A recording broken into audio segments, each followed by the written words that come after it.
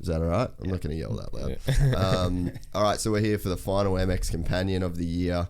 We'll probably do more, but we won't be watching the AMA, the Outdoor Motocross Series. This is it. This is the last dance. This is the prom. And there's only one title up for grabs, and that is the Lights Prom King. And we've had to stay off social media all morning. It's been a challenge. It's been a feat in itself. Mick fucked up. Mick dropped the ball on it, but luckily we stayed strong. Yeah, we did. Yeah.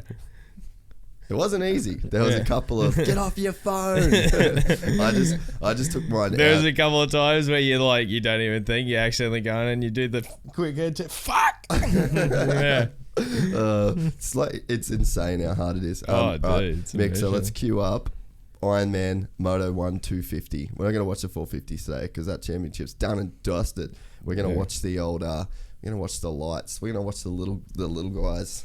The little tackers. The little fellas. And the thumbnail is whoever won. Fucking dogs. No. How would that be? Yeah. Coverage to begin shortly. I'm pretty excited about this because I don't think there's been many this year that I've watched that just full screener, bro. Oh yeah, let's go to is it clipping on the fast forward to 11? 10? Let's go 10 first. So much BS. Just cut to a bit in the moto where some dramatic happens. Yeah, I know. Yeah. No, it's always like 11 minutes. Oh, yeah. Yeah, the coverage is usually pretty consistent. Yeah, it's pretty consistent. Yeah, here we go. What did I say? 11 minutes, 10:44. Here we go. Here we go. McElrath. That's the hot property in the class right now. How was that last weekend, eh? Just comes out of the blue, been struggling all year with the outdoor series, comes out, just goes 1-1. Insane. So I just did not understand that, but good on him. Yeah. If you put money on that, like Vegas money, you would have absolutely You would killed have it. made bank that weekend. Yeah, that's like betting on Jack Freestone to win the PGA Tour, like to win the Masters. Damn freaking right. That sort of stuff usually happens contract time, though, doesn't it? Yeah. Well, he's already signed and sealed with Yamaha next year, so... Is he? Yeah. Is he going to Star? Yeah, Star Yamaha Damn, 2020. That'd be a good bike. Yeah, they announced that around Southwick time. How'd I miss that? Yeah, man. Doesn't it? Yeah, so yeah, no, just goes to show, like, I mean, he's already set, but he's still putting in the work, and yeah, it's obviously paying off. Getting moto wins. It's been a tough year for him. Really? That whole team, it's been a tough year. It for has them. been tough. Jetson on the inside. Yeah, Let's see Jetto. what he's got. Back at himself. Oh, no, he's in the banners already. No. Tough start. Tough start for Jetson, for Jetpack. Yeah. Let's see what he can do, but I'm interested to see. Let's see what he's made of here, coming from the back. Oh, Gainesy's down. KP with the whole shot.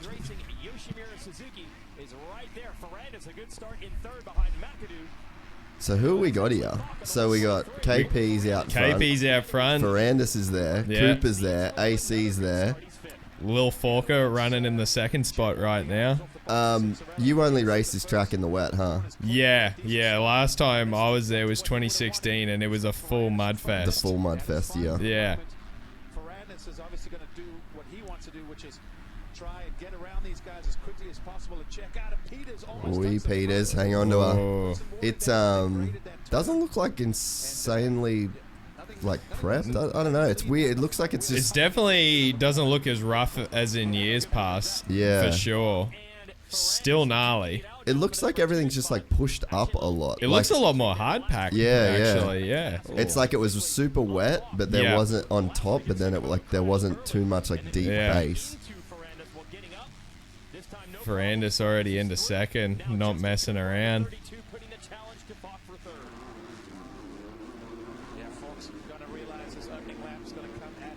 Dude, it's just a full sprint, isn't it, eh? Those first few laps over there. The pace in a AMA Motocross moto, especially in the lights class, everyone's just going full tilt. It's freaking insane. How long does that intensity last, you reckon, till it sort of like levels out? Or is it just the whole time? For those top guys, never. Never fucking dies off.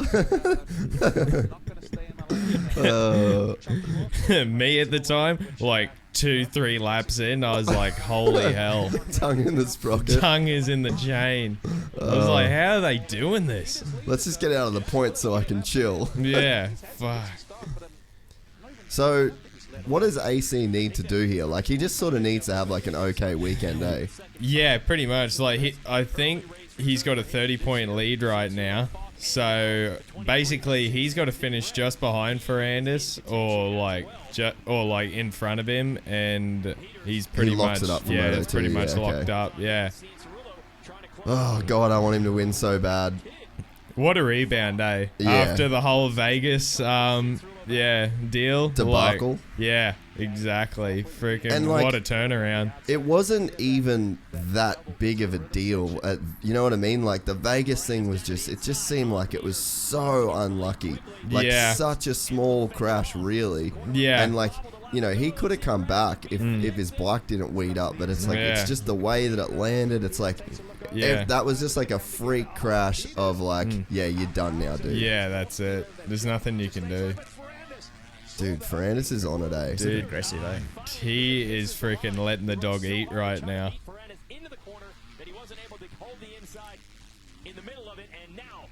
Good work for Peters, though. I feel like he's had a pretty solid year. Yeah, he's definitely picked it up as the season's gone on. I know he was having a few rough races at the start, but he's starting to pick it up now. What do you think about AC on the 450? I'm excited for it. I'm keen to see how he does, but yeah, only time will tell, eh? For the biggest thing for him, I guess, I hope he just stays healthy for a full year. Yeah, And like yeah. gets that experience under his belt, because there's no doubt he's going to be fucking quick. Yeah. But yeah. What do you reckon expectations are of him? I reckon probably like, I'd say like getting on the podium more often than not. Yeah. Yeah, that's what I'd say. I wouldn't say like a consistent winner, but Yeah. yeah, definitely a podium contender. Like what would be like a successful year for him? Top- Like 5 podiums Yes. in Supercross? Yeah. I feel like A that's successful year, I reckon top 5 in points, yeah. which is like, yeah, like, you know, you got a few podiums and that. Whoa! Dude, Cooper. He holy is shit. sending it right now. Man, how did he start? He started the year like a world beater, and then it just sort of tapered off, eh? Yeah, I wonder he just what kind of fizzled out. Yeah. Let's finish the AC statement before we talk about that. We get yeah. sidetracked too easy. Yeah, So yeah. like five podiums, top 5 in podiums. points would Yeah. be like a good, because like Yeah, I think feel like that'd be a solid year for him. Yeah. I feel like it's unavoidable to have like some really shit races in your debut 450. 100%. Yeah. Like unless you dunge. Yeah, that's it. Unless you dungeon, you like barely like what was it his last year when he got, I think it was 4th at Daytona, and that was pretty much like for Dunge, that was almost like being a 10th place finish. Yeah. Because you were just like, what the hell is wrong with this guy? He got 4th. Yeah, when your podium average is so good. Yeah, definitely. I feel like AC's style is going to fit the 450 so well. Yeah, like I believe so, He's too. big, he works the bike well, he doesn't override. Like you look at a dude, let's say Cooper for instance, you put Cooper on a 450 right now, like that's sort of, I feel like you're going to see some pretty impressive crashes. Yeah, 'Cause 100%. it's like pretty erratic not erratic, but he overrides the bike. And then he's just sort of a small dude. I feel like, dude, and same as a guy on screen, like Sexton. I feel like Sexton's going to be a pretty amazing 450 rider. Yeah, definitely. Both their styles would definitely suit a 450 for sure. Sort of like Plessinger, Yeah. Yeah, for sure. absolutely. you know? Yeah. Speaking of 450s, you on that big boy diet at the moment? Yeah, 100%. Have you Stepped up announced to what the- you're doing yet or what? Right now, I've announced that I'm going to be racing. But no one knows what or for who. But, yeah, we're just waiting to, finish up all the sponsorship stuff before I go announcing anything. But, I mean, as you can sort of tell right now. He's just wearing that kid on rockstar deck- shit for fun. Yeah, just that's it. Yeah, it's all just product, you know. I'm on flow. Yeah, that's it. I just needed a drink deal to get me through the summer. Tell you, Dude, Cooper right now. This is the guy from the start of the season. Yeah. Where's he been? For real. They're just getting into it too. Oh man, Fuck your championship, Bobby Dylan. Reagan is gonna be fucking having a fit in the pit area right now. And AC's just sitting there going like, what are you dudes doing? Yeah, he's encouraging it. Yeah, boys, get after it. Oh my Oh, god. jeez. Full send, dude. Oh man, This is a sick battle. hell Why yeah, are it they- is. Why are they doing this? I don't know. This is confusing but awesome. I wonder if there's going to be a message on the pit board after this lap, like, do not kill each other. Yeah. Pretty much. Dude, Ferrandis has the sickest style outdoors. Dude, I got to, like, witness him at the track when I was over there this trip, and oh my goodness, is he got some fucking corner speed, that Really? guy. Oh, dude. It's insane in person. Like, so gnarly. He was so fast. So what at your level is the stuff you're picking up on with him in turns? Like that the average dude wouldn't see? You know, like, because everyone's got their own sort of technique. So, like, you got, like, the Dungey style where it's, like, and, like, the Cooper Webb style where it's, like, elbows up, like pretty much the ideal posture, really. Like, Yeah. that's what I sort of try and mimic and, like, the style I want to go. But then you got a guy like Ferrandis who's, like, you know, elbows down, like, not the traditional style at all, but just makes it work. Yeah. And like you see it in person and you just go, oh my god, like, how does he do this? Like, it's so crazy how fast he hits these corners in. Is It's is nuts. he like a all throttle, like super early throttle dude, or like big momentum guy? Yeah, 'Cause that was the just thing with Dunge, massive like- momentum. Yeah, Dunge was just scary momentum where it's Yeah. like there's not a lot of braking, Yeah. and there's not a lot of acceleration in the turn. It's just like crazy balance through Yeah. a turn, and then it's like there's no real sound, but it's like by the time he's out of the turn, it's just like, where the fuck did he even go? Yeah, exactly. Like, because Ferrandis has probably got a similar style to what what Villapoto had back in the day. Yeah, you reckon? And like, yeah, even like you go back to the days of like when Ricky was racing. Ricky didn't have the prettiest style. Yeah. And he wasn't the prettiest to watch, but oh my god, did he make it work? And Yeah. he was always fast. And he was just a bulldog, you know. He just got after it. I feel like Ferrandis is like a more aggressive version of Porcel. Yeah, absolutely. I feel like he has a lot of the qualities. He probably doesn't ride the crazy sort of lines that Porcel did. Yeah. But I feel like if there was like he's like a bit more. Oh Teammates. god. This is the craziest battle, That dude. was so close, man. I wonder if there's some like behind the scenes shit with these two. Oh, he's got him. Far out, bro. Oh my lord. AC's in the box seat there. Yeah, he's like, oh, boys, have at it. Yeah, go nuts, guys. He's probably sitting back going, man, I just got to sit here and maybe these guys will grenade each other. That's the way it's looking right now. Cooper's your traditional American style, isn't he? Just like all clutch, all throttle, all Yeah. gas, full time. I Yeah. feel like Ferrandis is as close of that Porcel American kind of hybrid Yeah. sort of dude, eh? Like it's a good mix. It's probably a really like a good mix to sort of be. Yeah.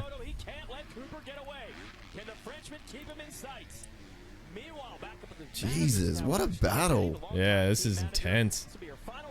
Hey, shout out to Mick in Sick fifth Mick there. running in the 5th position. Boy, he had a solid year. He has had a solid year. He's dude. had a good one. A really good year. Yeah. If he could get rid of like the little crashes, it's just Yeah. like there's just been a few little crashes. Yeah. Dude, he's right up there, bro. I know, man. Like, a few top fives this year. Landed on the podium at Colorado. Like, yeah, he's done really well. I'm keen to see what he's got installed for next year. Yeah, man. Plus he's got a job for a couple, like 2 years. Yeah, got the 2-year deal. So that's gotta- good. Have that stability. Yeah, dude. That's got to be such a weight off your shoulders as a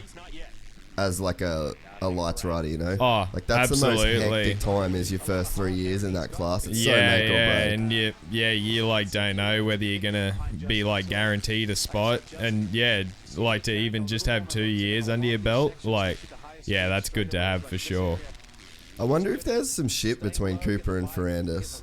I dare say there'd have to be, eh? Because, like, you're not racing like that if you're homies. Yeah, no, there's got to be something else going on there. Ferrandis has been so much stronger at the end of the motos than Cooper. Yeah, absolutely. I wonder if it's a fitness thing with Cooper at the moment. Yeah, I don't know. Well, I mean, he's in good... I mean, like, all these guys are pretty much in good shape. So, like, I mean, for me, I don't know if it's been more... Because, like, he started the season, like, so well. But then again, at the start of the season, you know, he'd come out Moto 1 and just, Yeah, and then he like, wasn't there for put the Moto2. hammer down. And then, yeah, I don't know. Moto 2s, he just... Because, like, AC would just handle him in Moto 2s and he'd just end up making mistakes. I feel like it was a bit of a telltale sign as well with, like, how hard he was going with that AC track cutting thing and all the protest. Yeah, yeah. You know, with all that stuff, it's kind of like, man, like at some point you got to let that stuff go straight away. You can't just let it simmer on your mind because it's just not good in the long run. It's just not like a winner's attitude either. Like, No, and that would have been, that Colorado thing would have been his first overall win. Yeah. And yep. to me, I'm like, dude, you don't want to win that way. Like, that's your that's going to be your first overall. Like, you don't really want your first overall to come with, like, you protesting a dude, you know? I don't know. Yeah. Just to me, like, it's so easy to sit here and say it, but I would have been like, you know what? I'll just beat the dude straight up next week. Which, like, you know, and, you know, the way it all unfolded, AC got back on track, gave him enough, if not more of a gap than what he had totally before agree. he went off the track. And then, so you got to take that into account and just be like, well, like, I mean, if it was me in that situation, I'd be like, well, I got not much to argue about here. He ended up catching back up to me and I ended up crashing by myself, so I just you got to let it go. That was one of those situations too where that crash was totally by himself. Yeah. And I feel like it's one of those things where he would have probably been more mad at himself. Yeah. And that's absolutely. how, like, the frustration was being expressed, if that makes sense. Yeah, 100%.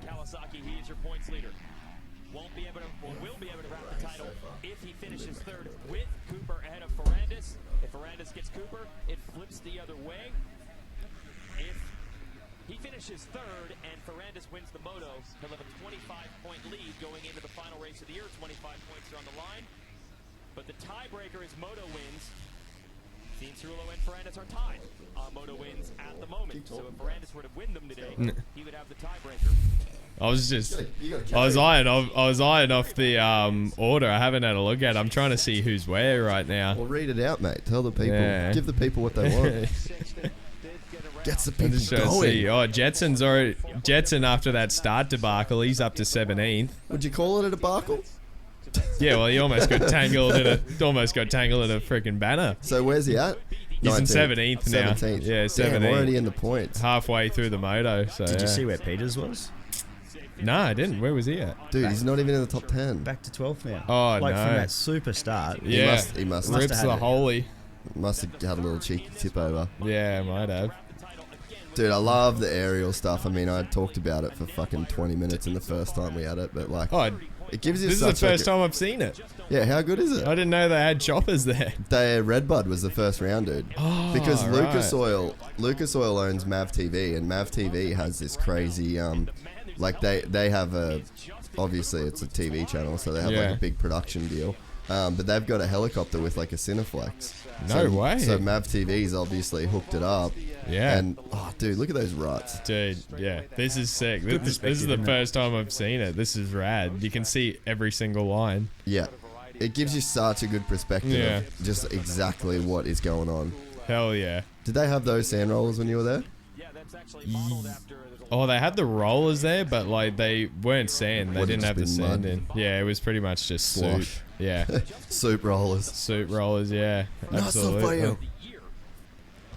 Millville's got the Whoop Monster, Yeah. and then Ironman has the Soup Nazi. Oh, dude. Are you too young to remember that episode of Seinfeld? Yeah, it was a little bit before my Do time. you remember the Yeah. Soup Nazi, mate? I do. What the? They got quad gods out Quad here gods. this weekend. Hashtag nuke the quads. Nuke 'em. I think that was some of Brotocross's best work, was the nuke the quads hashtag. That was the best shit ever, dude. No way. How's this? Little quad god demo. Well, I'm just picturing Billy Madison when there's like a kid on the fence and he's like, when I grow up, Dad, I want to be a quad racer. And then you get like the full Billy Madison. He's like, don't ever say that. Yes. Stay on two wheels Yeah. as long as you can. Damn right. I can't wait till I go to high school, Billy. So Coop is just putting on a clinic out front. Putting the hammer down. 12 minutes and 25 Not doing his seconds teammate left. any favors at all Nah. in terms of the championship. Oh, Dylan, you wanted to win a championship? Sorry, bro. I wonder if surely there was like a team discussion before the race, like, hey, look, Dill's got the freaking shot at the championship. We need to get you in between. AC's been known to crash Yeah. when the title's on the line. We aren't taking any chances here. So we can't- need you to get in the middle. We can't bank on Adam having a freak accident again and throwing Yeah. away all of his points. That's it. It's as big as it's big. Maybe he just stops at the finish line. Just lets him through. Dude, Oh. Jatz past Shimoda right now. He's fucking moving. He's hauling, man. I'd love to see a lap chart of him right now, like a Yeah. lap time. Well, I mean, we saw him from the aerial shot. He was dead last going down the start straight, getting tangled up in a banner. Yeah, yeah. Fuck, we're like, good, Jetson on the inside. Yeah. And see ya. Jetson on the inside. It's a bold move, Cotton, but we'll see if it pays off. And no. And hell no. No, it did not. Don't do that again. Damn. How much of a bummer is it that Hunter's blown his ACL out now? Dude, when did that happen? Dude, just this week, Yeah. getting ready for Ironman. Oh, so that fucks him from Motocross the Nation. Yeah, he'll be out for that And what now. was it, Jats? It was MCL, ACL, It was definitely an ACL, and then and meniscus tear. it as was well. like a MCL sprain, I think, as well. Yeah, But yeah, I mean, either way, it's gone. Yeah, 6 months on the couch. Sucks. Yeah, such a bummer. And he had a promising start to the outdoor season. Got on the podium. Was looking good. is that Owen Wilson? What's that? Was that Owen Wilson getting ready to ride the? Yeah. Yeah, yeah. Dude, so who should be on the Motocross the Nations team then? Well, yeah, that kind of throws a spanner into the works. Who would you pick? Would you pick Jet? I would have. Would you pick Jet or Willie? I'd definitely consider it because, yeah, like who would be a good who else would be a good option right now? I mean, you got Wilson. You got Wilson. You got Mitch and Jed. So, well, Jed would be the lights rider, right? Is Jed's still out injured? I think with his sternum, from what I believe. So, would you put Mitch on a 450 though? Oh, 100%. Well, you see how good he did at Redbud last year. Yeah. Yeah. I feel like- it's at Ernay this year, correct? No, Oh, no, it's in the Assen. Netherlands. Assen, Yeah, that's so it's in the right. sand. Yeah. I don't think you want Mitch on a 250 in the sand. No, He's definitely so not. big. Yeah. So I mean, you got like Todd would obviously crush the sand. Yeah. There's like, yeah, I don't know, like who else? You probably like Ferris could have a look at it, Yeah, for sure. but he's been injured That's right. Yeah. like really recently. I feel like you sort of always are gonna have to send the dude that won the Aussie Championship in the 450 class. Yeah. I It's feel like kind that of a should, done deal unless there's two dudes in the American or the world 450 class that's like doing well. Yeah. I feel like whoever wins the championship sort of has to go. Yeah. 100%. I like to pick any. Yeah, I don't know. That's just a personal opinion. Yeah. But yeah, so you'd have Mitch, Todd, and then if Jed's out, put Jet on the lights bike. Yeah. Absolutely. I'd agree with that. That'd be a pretty sick team, dude. Mitch Hell on the yeah. 450, Todd on the 450. Yeah. I mean, Jed's good in the sand too. Well, he's won at Assen Jed before has. in the but I'm European saying- MX class. I'm saying if Jed's hurt, or are you talking Oh. Jet? Oh, Jet. So you're talking Jet. I'm talking Jet, yeah. Yeah, so, yeah, dude, for sure. And I bet you Jet would be able to get a pretty sick bike, too. Oh, yeah. You'd have Dude, could you imagine that? Geico bike. 2 months before you race Loretta's, and then you fly over and race Motocross of Nations for Australia. Yeah. Dude, that would be so sick. At 16 years of age. At 16. Actually, on that point, how good is this rule where the amateur kids can come out and do three nats? Yeah, but they can't get more than 40 points. Yeah, you can't get more than 40 points. Otherwise, they lose their chance to go back to the... Yeah, I love that shit, dude. I like it. That should for sure happen. Yeah. Did you see that post we put up the other day about, like, because Townley was saying that he doesn't think that these kids should go pro so young? Oh, yeah. Did you see the post? Oh, the post he put up? No, we put it up on Instagram. Oh, no, I haven't seen it. Have you been yet. looking at the page? Nah. Jatz, don't you have our post notifications? How long turned ago on? did you just put it up? Monday. Oh, yeah. You're probably flying or banging. Yeah, I was. Blame travel. I was stuck on a freaking Big Bird. So, yeah, anyway, we kind of had like a bit of a debate. Like, Chad chimed in, Townley chimed in, Sleater chimed in, just about like how young the kids are racing or like going pro. I think they should lift the age to 18, but then have some sort of class at the Nationals that is 16 to 18. Because, like, and then Todd... he's got him back. Yeah, it was always going to happen. Yeah, definitely. So, yeah, 6 minutes to go. There's just something that Cooper just can't maintain that intensity, eh? Yeah. Dude, that jump's so sick. That is I like the layout they got this year. I definitely like it more than the previous one in the past. So AC's just sitting there, straight chilling. Oh, it looks like Sexton just got AC. Oh, Sexton got around him. Yeah. Yeah, that was cool. Le Cobra. I don't know why they call Villeman the Cobra. I never saw him strike at anything. Like, what's your favourite Cobra memory? I mean, I saw freaking Wyndham strike on him like a Cobra that one in 2004 at Phoenix, just centre punch it. Probably the only time you ever seen Wyndham go out of his way to freaking T-bone someone.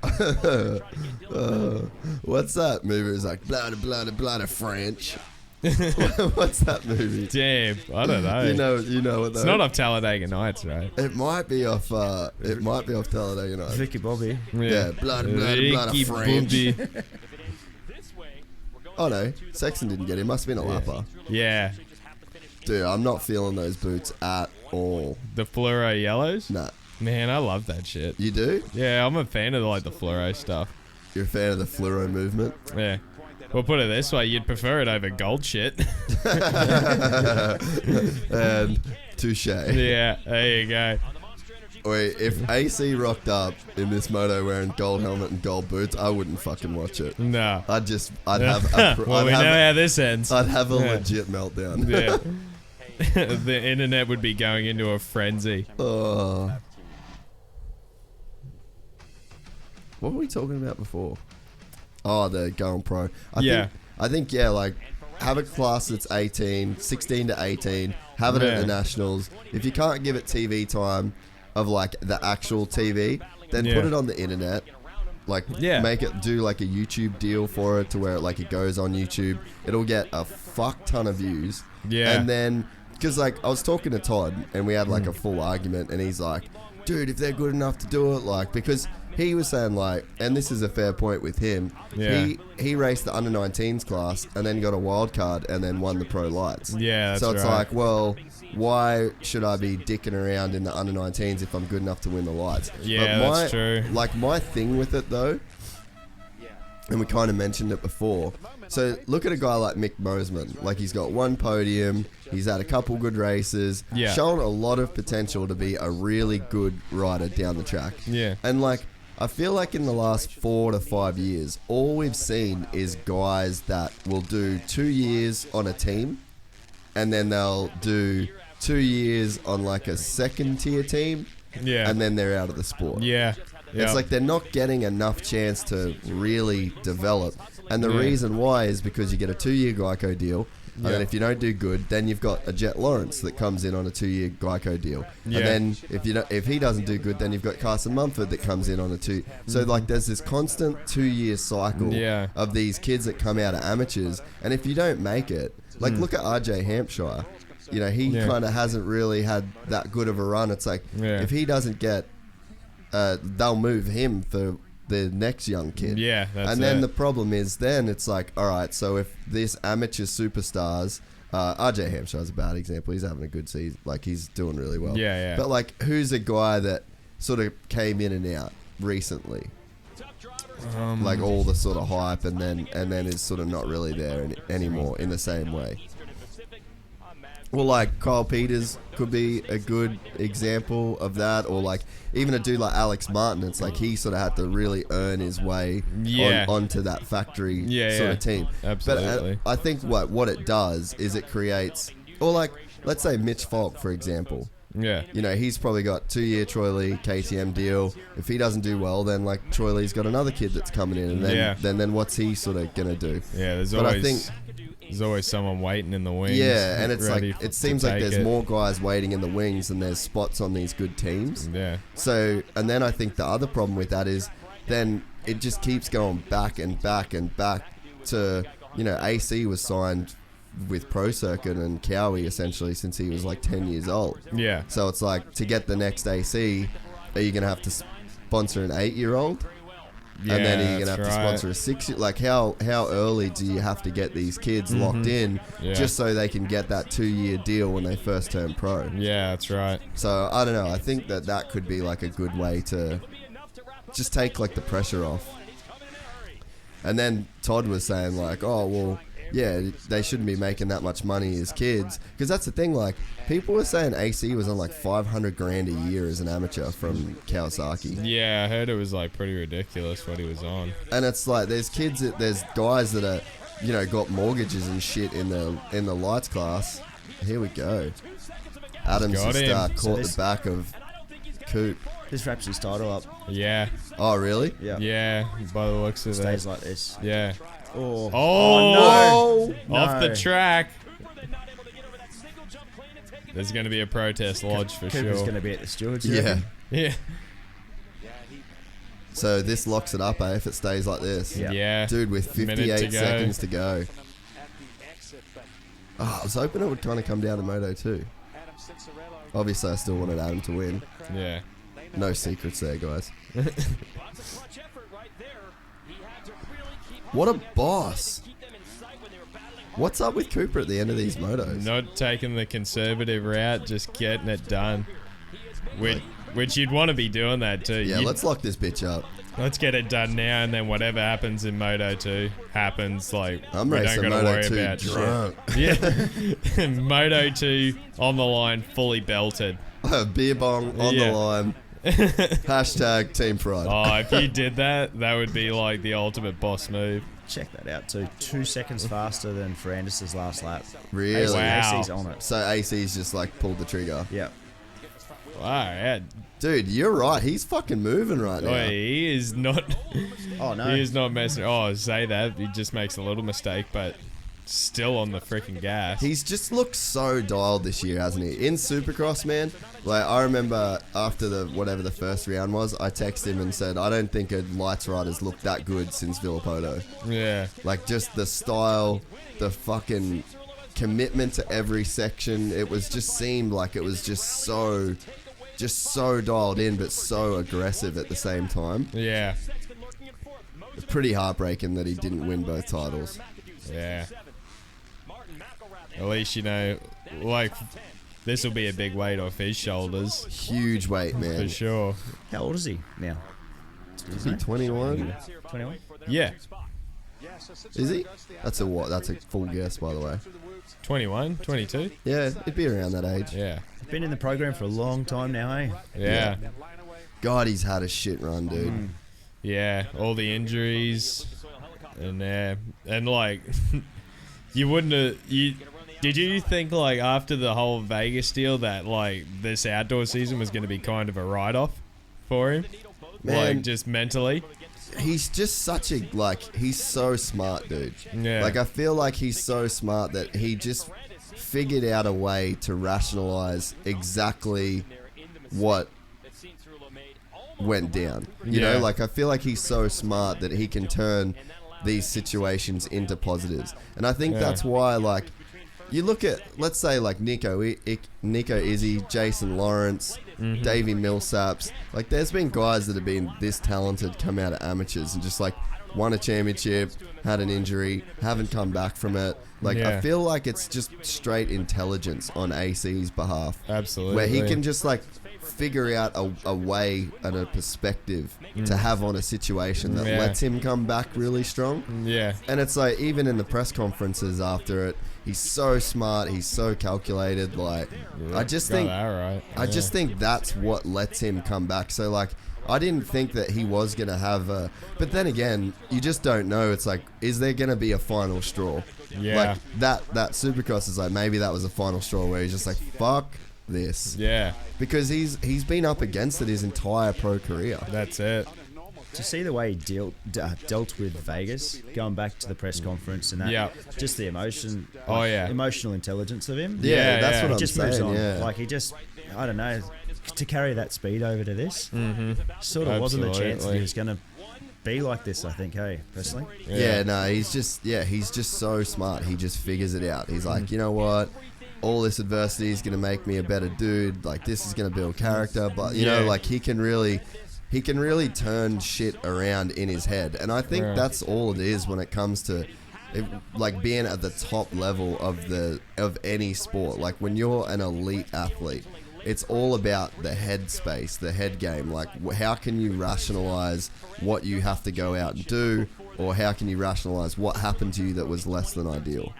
And I think that he's the smartest dude. I don't know if there's a smarter guy racing motocross than him. And I think, like, Dunge was pretty similar.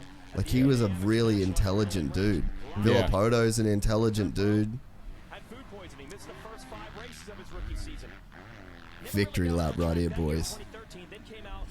Still got the hammer down.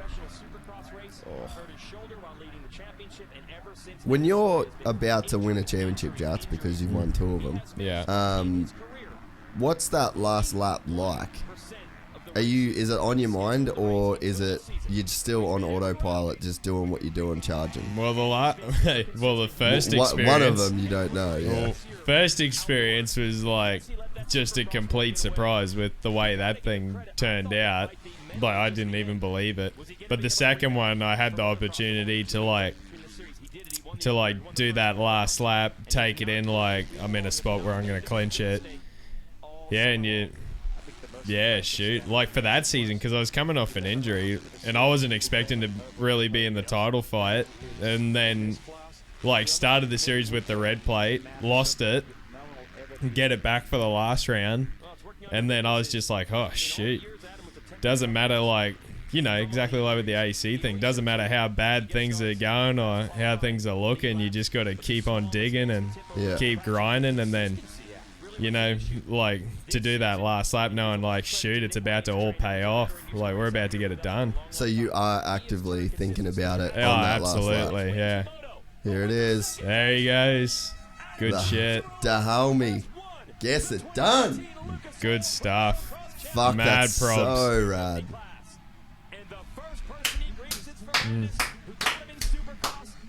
Good deal. What a man. Yeah. What a man. That's all I've got to say. What a man. Dude, how pumped is Sexton for him? That's so sick. That's 2 championships to come out of the Moto Sandbox this year. Yeah, that's right. Fuck. What a feeling for him, eh? Yeah, that's amazing. Good on him, man. You can't say enough about his character, dude. Like, the character that he has shown over the last 5 years is pretty remarkable, man. That's right. He has had everything thrown at him. Yeah. Everything. He's pumped. Fuck yeah, dude. 6 years. There you go. Wow. That's his old boy. Yeah. Is it? No, it's Nick Way. Nah, it's his Nick. trainer. Where's Alan? The question is, why is that Cowie not on the limiter getting blown up right now? Yeah. You don't even have to race Moto 2. Send that thing to space, bro. Send those valves out the side of that engine. Why is not one of the fans handing him a Busch Light right now? AC, it's Miller time, son. Oh, that's so rad. It's time to get fried, bro. Yeah. I've never seen AC drunk either. Yeah, dead set. I've never even seen him have a beer, dude. What in the hell? Well, it's because he never fucking wins the party. That's it. Like, he wins races, but it's like the championship's really where you party. Yeah, that's it. That's exactly right. Well, not you. Well, yeah, exactly. Yeah. You got to find any reason to celebrate. Is that why you got a Rockstar deal? Is because you've lived like a rock star? Like, you've been auditioning for this role for the last 4 years? I like to think so, eh? I definitely would like to think that. Real recognized real, son. Yeah, you know, they freaking saw some potential there with the way I've been snapping my neck off, and they were like, this is our guy. Oh, I'm so happy for this dude. Oh, this is awesome. Garth in there. Is that Garth or Swanee? Getting the shot. Champ is here. Champ's here. Oh, that just made my whole day, boys. Dude, this is awesome to see. Fuck yeah, it is. With the heli. Why is there not more people around that podium right now? Probably because it's hot as balls and they want to stand in some shade. Yeah, true, eh? Although, saying that, twice the amount of people like you'd see around any freaking podium before ever. Yeah, true. Yeah. Oh. He got it done. It's a done deal. AC. Got it done. I just want to hear Outdoors champ. I want to hear the interview. I can't wait. Yeah, same here. Oh, is this the Rumble? What's that? Dino. Ooh. Flashback 2011. My boy. The homie. Yeah. Oh, that's true. So, yeah. Full Cowie sweep of the outdoors. Oh, yeah, that's right. When was the... Have you ever rode a Kawasaki before? Yeah, I have before, yeah. When I was a bit younger, I did a couple races in New Zealand, and I rode for the Cowie team over there. Oh, really? I didn't remember that at all. Yeah, that was back in like 2010. Alright, let's turn this shit up. Let's get to AC. And you went out and you did that. Do you take some kind of solace from that? Yeah, for sure. My goal today was to finish on a high note. So dude, you should still just be so happy Adam gave you a Supercross title. He baptized you with that. Yeah, definitely. There you go, Dylan. Yeah. You know what? Take this one, mate. Yeah, just take a second. Yeah. Anything more than that is just being greedy at this point for Anders, alright? Yeah, true. I learned a lot also, and so far he's my best season. Nah, he seems like the fucking lord. He's still yeah, he's not like, dude, he's not like your average Euro that comes over. Yeah. Like, he's a boss, dude. He seems like the Euro Josh Hansen. Yeah. That can actually keep it together. Yeah, exactly. Yeah. Dude, my favorite part from him this year was Southwick. There was a couple of fans that were yelling shit at him like every lap, and they were like yeah, just yelling all sorts of things. And then like you just got the one photo that someone got, and he's flipping off the fans, and he put a post up talking about it, and he's because he dominated the second moto, and he was like, yeah, have fun. I hope you've had fun looking at me in that second moto. That's so just good. a beast, man. Yeah, he is a monster. Yeah. It's a shame he started the series out a bit slow, and AC like was winning everything, so he had to play catch up from there on. That's right, Jason. You said unofficially. All right, here we go. Right now, we're not ready to give the First thing I noticed about this jersey, there is no gold on the championship jersey. Absolutely none. Maybe they've heard us finally. They've been listening in. They've been paying attention. They've been listening in. They've been paying attention. Well, I mean, I saw those two. Thanks, man. Thank you. I saw those two in front of me, obviously battling, and Dylan ran me wide in the start, and those guys were going really fast in the beginning, and it was kind of hard. I felt like I had some pace, but I didn't want to get in between them, and then that's when things get hectic, so I thought I'd let it play out. The homie has got it done. I was cheering on Jatz, the whole moto. I'm like, come on, man, you're good. What do you make of it? Bravo. I'm stoked. Bravo, Bravo, Adam. AC. Stoked for you, mate. Good stuff. Well done, brother. Man, I just felt so focused, so locked in today, man, and I can't tell you how long I've waited for this moment. I mean, coming out of AMA. What a rebound on you, mate. Hell of a season. I was gonna do this a lot, you know? Got it done, brother. Got it Got done. it done. I thought I was done at a certain point, and Respect. And to get back to this point, I mean, it just to the people around me, man. I'm just so stoked to be here, and I'm so grateful to for Mitch and my team, everybody to stick behind me through it all. And I know it took a long time, but I'm just so happy I'm able to be a champion of a sport that I love with all my heart, and it's unbelievable, man. I'm stoked. I still got another moto to go, so I'll go out there and do my best. But Oh, tiny bit of gold on the goggles though. A little bit of gold, but hey, you know what? You can wear it once it's over. The championship's been wrapped up. Once you've done it. That rule's out the window now. You can Gold. can wear whatever the hell you want. This second moto is where you wear gold. You go all That's gold it. Yeah. tank. Gold everything. Drip, son. Yeah. Drip hard. Drip like a leaking tap, boy. Drip like a faulty faucet.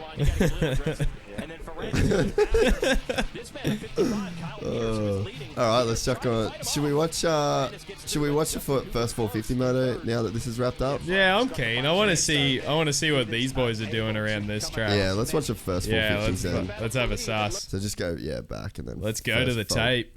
Let's go to the tape. That was sick. Good stuff. So happy. What a rebound. Yeah, that's like unbelievable, dude. Yeah. Especially for a guy like AC that like come out of amateurs and he was like always destined for like great things, and then to have it not go to plan with injuries and everything, and then like you would have thought like the straw broke the camel's back in Vegas. Yeah. And then he just comes out, puts it behind him, gets it done.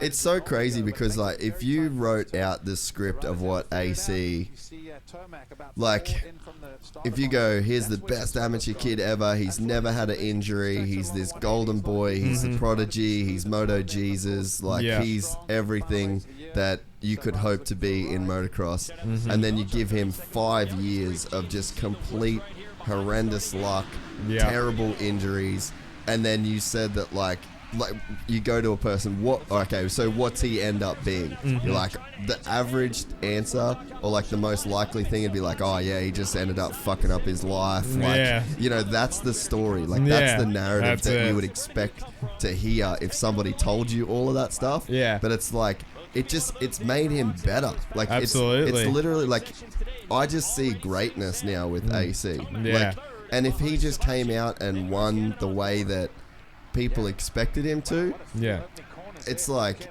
it would have been great as well, but not in the same magnitude. Just of like, well, we kind of expected that. Oh, dude, for sure. But now, like, we expected that is for him just to be a fuck up, essentially.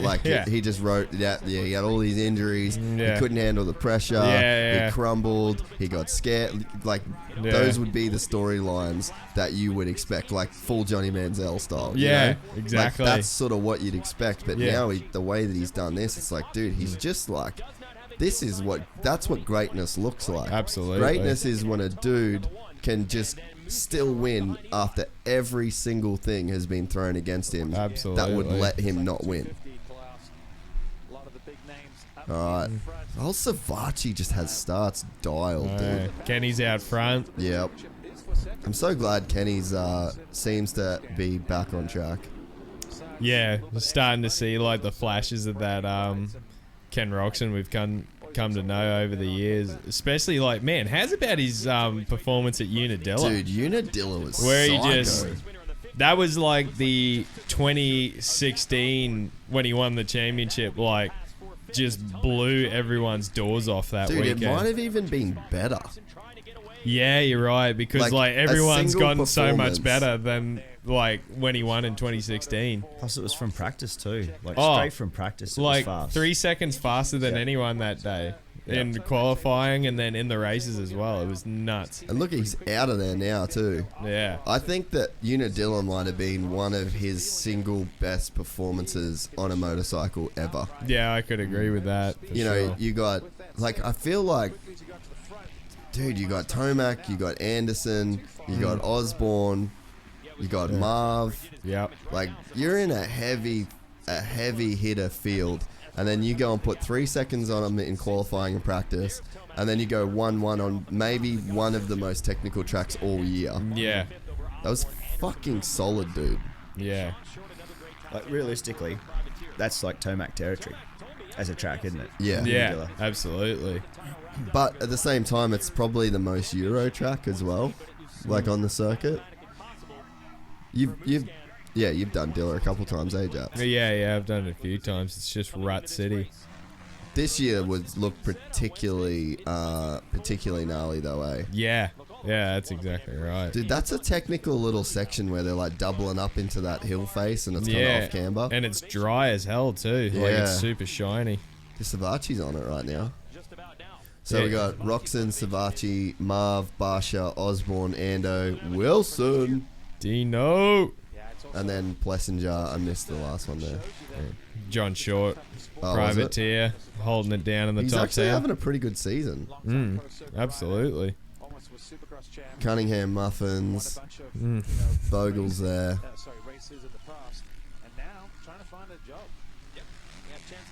Yeah, so crazy that Savachi doesn't have a job. Yeah, that's wild, huh? Now it's I have nothing. So obviously this weekend will be important, but I think at the end of the day I've shown between Supercross and outdoor, I've shown Make way for Prince Ali. That's basically what's happening to Savachi right now. AC, Prince Ali is just rolling through town with elephants and genies and magic carpets and women and fucking grapes and wine. Oh, man. Prince Ali, fabulous he. It'll be interesting to see where he ends up next year. Yeah, it's just he's just not like, yeah, Savachi. He'd want to beat Tomac so bad in this moto. Oh, yeah.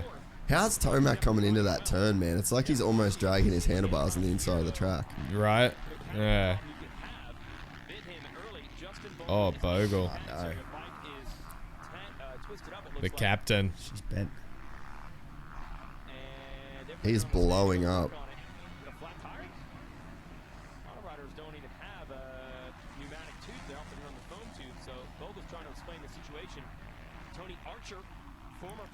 I wonder what's going on there. Is it a flat front tire? Yeah, they're changing the front wheel out. Dude, those fly helmets actually look pretty sick, don't they? Yeah, their new stuff actually looks pretty dope, eh? The whole package, eh? Gear. Those helmets are, I don't know, like how good. I mean, I'm sure all those helmets are good, but Yeah. they fucking look sick and they're super light, eh? Yeah, that's right. Different rear sprockets on, so like a 49 and a 52, just in case you want to make a quick gearing change during practice. Bogle, by the way, announced this week that he's actually been struggling with the Epstein Barr virus all year long. Even did a Bogle with Epstein Barr. told me yesterday since February. Jeez, a bunch of guys. have That's been like the coming down motocross with that. version of chlamydia. Right? Yeah, exactly. Everyone gets it when they've gone too hard, you know? Yeah. Oh, jeez. Seems like it's been thrown around a lot this year, though, hey? That's That because they're way. all Yeah. hooking up with the same tracks, you know? Yeah. No, I was gonna say that as well too. Like a couple of guys have come out and said like It's they've just been 'cause it's- struggling with the Epstein Barr. It's too fucking hard to be a professional motocross rider on You're a float. fucking damn right it is. You're racing like- especially doing this fucking season. Whoa! Hey! Marv getting the little cross ride action. Hang on to it there, bud. Hang on to it, mate. I love that jump. Little Yeah, that's floater. sick. That's not how he had it. That's where that section's where Marv almost fucking threw it away last year too. He did just that. Didn't he throw it away there one year? Oh yeah, he when did throw it Hurlings away. Yeah, when it Hurlings was when there. Hurlings was there. Yeah. Did you guys see any of the results for GP? Nah, I haven't No, I yet. haven't seen it. Did he wax him? Straight out, fastest qualifying. Oh, so it's only qualifying. Yeah. Oh, so they haven't raced yet? Not yet. No. Doesn't surprise me. Not when I'd seen anyway. Yeah. Straight out into it. Yeah, it makes a lot of sense. Yeah. He's a fucking beast, bro. What a savage.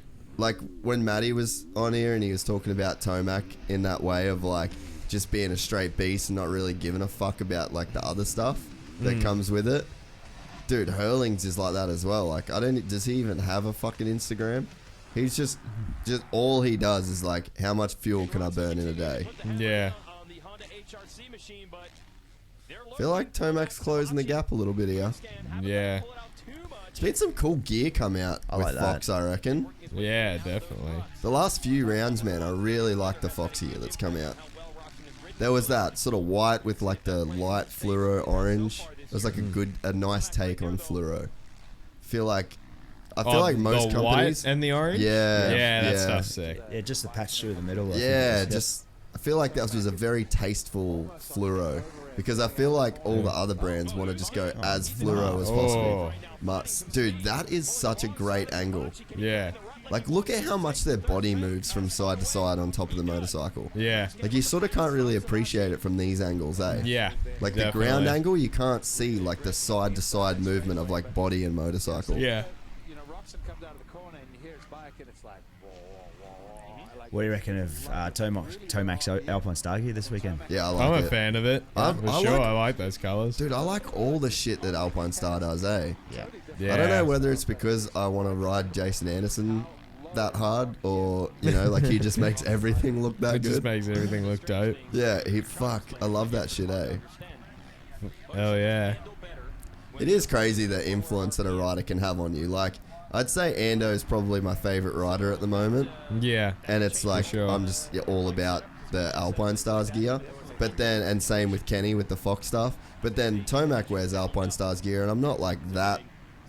Like, I'm not that You don't look at it in the same way, yeah. And even like, dude, Dino's making O'Neill, like, I would run O'Neill right now. Yeah. Like, that, he makes it look sick. Yeah, that's it.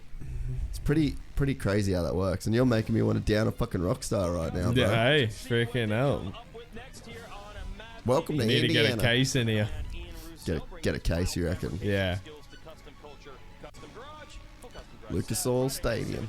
That is a badass stadium. It is a cool stadium, man. Yeah, I got the chance to race in that thing a few times. It's dope. I'm so excited for Marvel, dude. Me too. Every photo you see of Marvel Stadium, I'm just like, dude, this is going to be ridiculous. Yeah, how crazy is it with that sort of thing? Like, they kept it under wraps for so long because, like, they were trying to get the deal done with it. And then, like, everyone in the industry, like, even myself included, I'm like, man, you've got to do it in Marvel. Like, why aren't we going there? And then the next year, yep, it's in Marvel Stadium. I'm like, oh. And then, Bailey and them were saying, like, it was like an 18-month process. Did you listen to the podcast with them? Oh, yeah, I did. It's pretty sick, eh? Yeah, good insight. The engineering stuff of the underpinning, like, that blew me away. Yeah. Listen to how it's actually got to happen. That's, the work they've put in is huge. Dude, I'm fucking excited. It's going to be a hell of a year. Revolver. 4 a.m. on that Saturday night. We'll be there. Don't have to tell me twice. The unofficial after party will be at whatever strip club is open. Yeah, and I mean, it just come to my knowledge the other day that there is actually a wool shed across the street from Marvel Stadium. Really? Yep. Like a wool shed. A wool shed. Really? So for those man, there is wool sheds worldwide. Really? But I think the main one originated in our hometown in Cairns. Are you serious? I want to believe so. Yes. I would like to believe that. My hopes and dreams are pinned on that. Yeah. I mean, I hope it's real because it's what I've been telling everyone. Oh, how was that? It's official then. See Emmanuel over that single there? R.I.P. Cole Sealy. Prayers up. bless up, my boy. Yeah. So crazy that he's retiring. Yeah, definitely. It makes sense, to be honest. Yeah, for sure. I mean, with the year he had last year, like, I think that pelvis deal when he did that yeah, that kind of did it for him. Yeah, you just don't break your pelvis. It's a super shit idea. Yeah, definitely. This is about to get pretty tight, I reckon, between old Eli and Kenneth. Yeah, it's Marv's on the charge too. Marv's in the mix. 2:01.0. Yeah. Quick lap. Oh, is this the last one now? The top 3 are running 2:01s. Yeah, they're all on the same second. Yeah. Who else is going? Osborne's moving pretty good. Barsh is on a 2:03. I think Cole's got a pretty big future, like as a YouTube dude, eh? Like, have you ever watched any of his YouTube stuff? Yeah. His YouTube stuff's great. Yeah, I feel like content. Yeah, I feel like Cole. He's the kind of guy that he's just a super cool dude. Like he doesn't like try too hard to. I think it sort of resonates with people. Yeah. Eli, just fuck off, man. Give somebody else a go. You've already wrapped the title up, bro. Give someone a chance. Poor Ken. Oh, God. It's only a matter of time here, boys. Man, he railed that inside. It was nuts. Dude, Fast Freddy. Shout out to Freddie Noren. Oh, yeah. He's a lad, eh? Oh, absolute legend.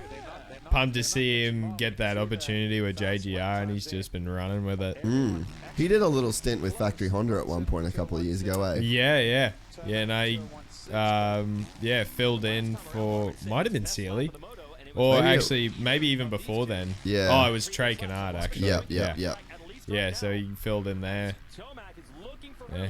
He's kind of made a name for himself as the replacement guy. Yeah. Fill in Freddie. The bench warmer. Yeah. Fill in Freddie. Yeah. The fast fill in. Yeah. Fastest fill in you'll ever see. I mean, other than Phil Nicoletti as well. Dude, speaking of like an unofficial Can we title, just get onto the Canadian the championship? Alessi thing. Yeah. Dude, we should watch some. Let's save it for after. We'll pull up some. We need to pull up some highlights. Yeah. I wonder if there is highlights. Yeah, we gotta save that shit. Yeah. There's this fuck. It's getting tight. Tomac's scary when he comes after people, eh? Yeah. He's like the boogeyman, dude. He just gets in like fucking full hunting mode.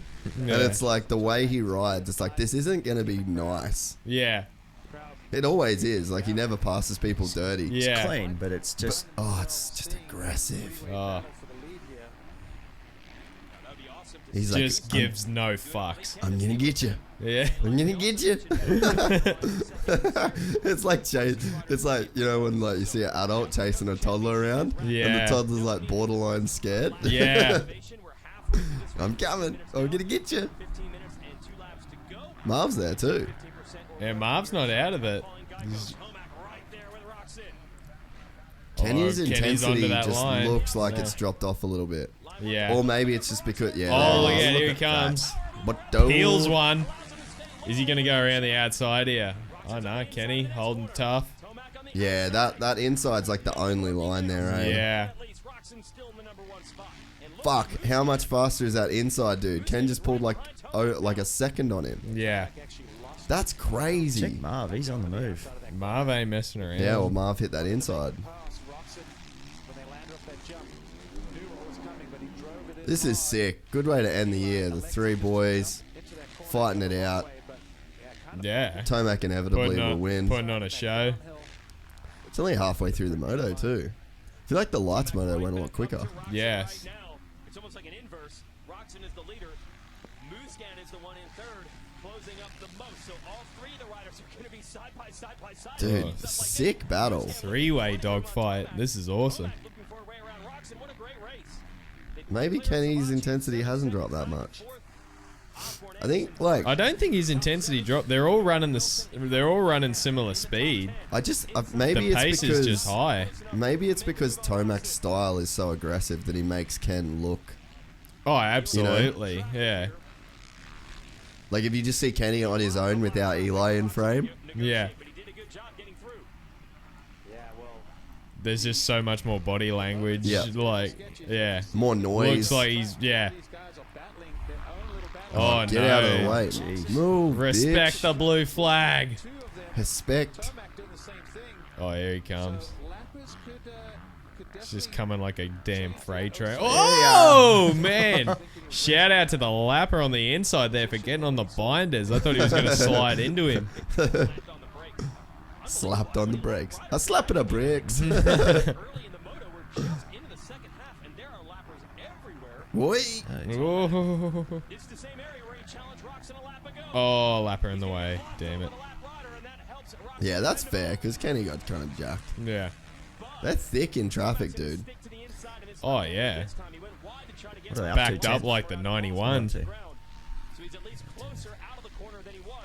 Where are they lapping up to? I want to say they're getting close to the top 20. Yeah, I think they're around that.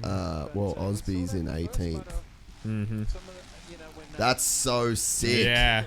Yeah. Is that what you were talking about? Yeah, that's what I was talking about earlier. It's so fast. I didn't see it when you said it. That's fucking rad. You can always count on Kenny for something like that. Man, Savachi is just in the background there too. Really? Yeah, he's not out of it. Oh, there's Lapper. He's riding like someone took his job. Prince Ali. Yeah, Savachi's only 6 seconds back, and then Zacho's 16 back. So this top 5's freaking putting the hammer down. Or the top 4, actually. It's not really much of a crowd. They're probably, that being said, look, dude, look at those ruts. It's like 300-meter ruts. I cannot believe, GL, how many lap riders they're having to deal with. You often see this maybe in a mud race. Is this rutting track? Is that really separating? Get around Cade Clayson there on the 280. Clayson, you can see. Yeah, it's just, I just think it's so technical right now. Like the ruts are so hard to deal with. That yeah. It's only these top dudes that are like actually pulling it off. Oh, he got held up by a lapper. Tomac did? Yeah, the lapper fucked him. He's still got 11 minutes though. Yeah. I feel like the speed's there for Tomac to kind of like pull up on Ken. Man, how is that standing up into that inside? It's like full lean, dude. Dude. Oh, now look at the Marv's lappers getting screwed here. It's the same guy in that Husky too. Yeah. Out of the way. Cade Clayson. Look, they slowed him up so much that Savachi now you see peeking his way back into the battle from 4th. Yeah, maybe that's why Savachi is still there, is because they've got slowed by these lappers so hard. Yeah, and he's just maneuvering his way through. Yeah. He's got time, though. 10 minutes and 2 laps to go. He's got time to go. Yeah, like there's definitely still time. Where's Ando 6? Yeah. Fucking hell, team poached right now. Team scrambled. They're getting fully scrambled right now. Hey, Fran, shit. Must have just got a bad start. I don't know, it was fried his clutch. That's it. Could very well have. Nah, not on that thing. No. Get out the way, boys. It's so... It seems like it's hard on this track for them to actually, like, for the lappers to get out of the way, because it's like those ruts are so long. They start so far back in the turns. And it's like, and then it's not like you can get out of it. Oh, we're looking at someone's pooch. Oh, this is Kenny's dog. Yeah. 2.5 years ago or so. I really enjoy, I miss his first dog, man. Rocky was a beast. Whether it is at home or outside, she just always put smiles on our face, and she would wake surf. That's pretty funny. Take her on motorcycles. She goes on side-by-side rides, so she does it all. Rio is 100% getting maybe more popular than me, actually, her engagement, but no, she has like Rio Roxon. We honestly just started that for just to have fun with it, I mean, these days everybody has an Instagram account, especially animals, and honestly I probably follow more dog accounts than I do actual humans. Dogs make for a better life. That's pretty funny. The amount of love that we have for that dog is honestly, it's through the roof. That was random as all hell. Yeah. Just a full segment dedicated to his pup. As to what we've just watched right now. I don't know how I feel about this. We're all glued to it though, weren't we? Yeah, I was completely sucked in. It was compelling in the most awkward way possible. Yeah. You look spellbound, Jatz. I'm at a loss for words, man. I'm like, could this time be used better? Yeah. In this sport. Big shout out to Rio Roxon. Yeah. More followers than Gypsy Tales. That's fine. Yeah. Hey, that's cool. Oh, Kenny's found the rhythm again. Let's see where Ando is off to start. He's stead there in the middle. Oh yeah, just went wide Just and not a bad, not a horrible bad start. Bit deep into that second corner. It's not that bad though. I mean, he's 6, but Yeah. like he's just not. Fuck, how close are they to that tree, dude? Yeah. I mean, granted, there's one hay bale there to save him. but Yeah. Fuck. But the hay bale will do a lot when they're coming in at Mach 20. Yeah, and then there's 30 other dudes behind you to just push you into it a little bit extra. Yeah, Oh, Tomac's right Tomac there is again. back. I'm back. Hey, Kenny, bet you want this moto win, don't you? Be a shame if someone snuck up and took it away. The American Eagle. Look at him go. Look at him fly. Speaking of really tight battles, Jatz, last night's bowling was Last night's bowling got heated. was maybe one of the title battles of the season. I mean, if there was a title decided to watch, it was definitely ours at the Strike Bowling Alley last night. There could have been a strike bowling companion, and it would have been compelling. Yeah. Big, absolutely. You could physically see the injury Pete was carrying into last night with his knee fucking Pete, giving way on every Big single Pedro, bowl. credit to him, just stood up to the plate. He's come in with a bum knee. Busted ACL, MCL, PCL. Just any sort of CL you can freaking imagine that is in your knee was completely blown. All the C's were gone. All the L's were gone. I mean, I reckon after this, we're gonna have to get my Insta story up on the freaking on the screen just to show the footwork that Pedro was dealing with. And I mean, you come out first game, just blow all our doors off, like there was no chance. And then I just come out in the second game, just started a bit slow like the first game, but then just come on strong at the end.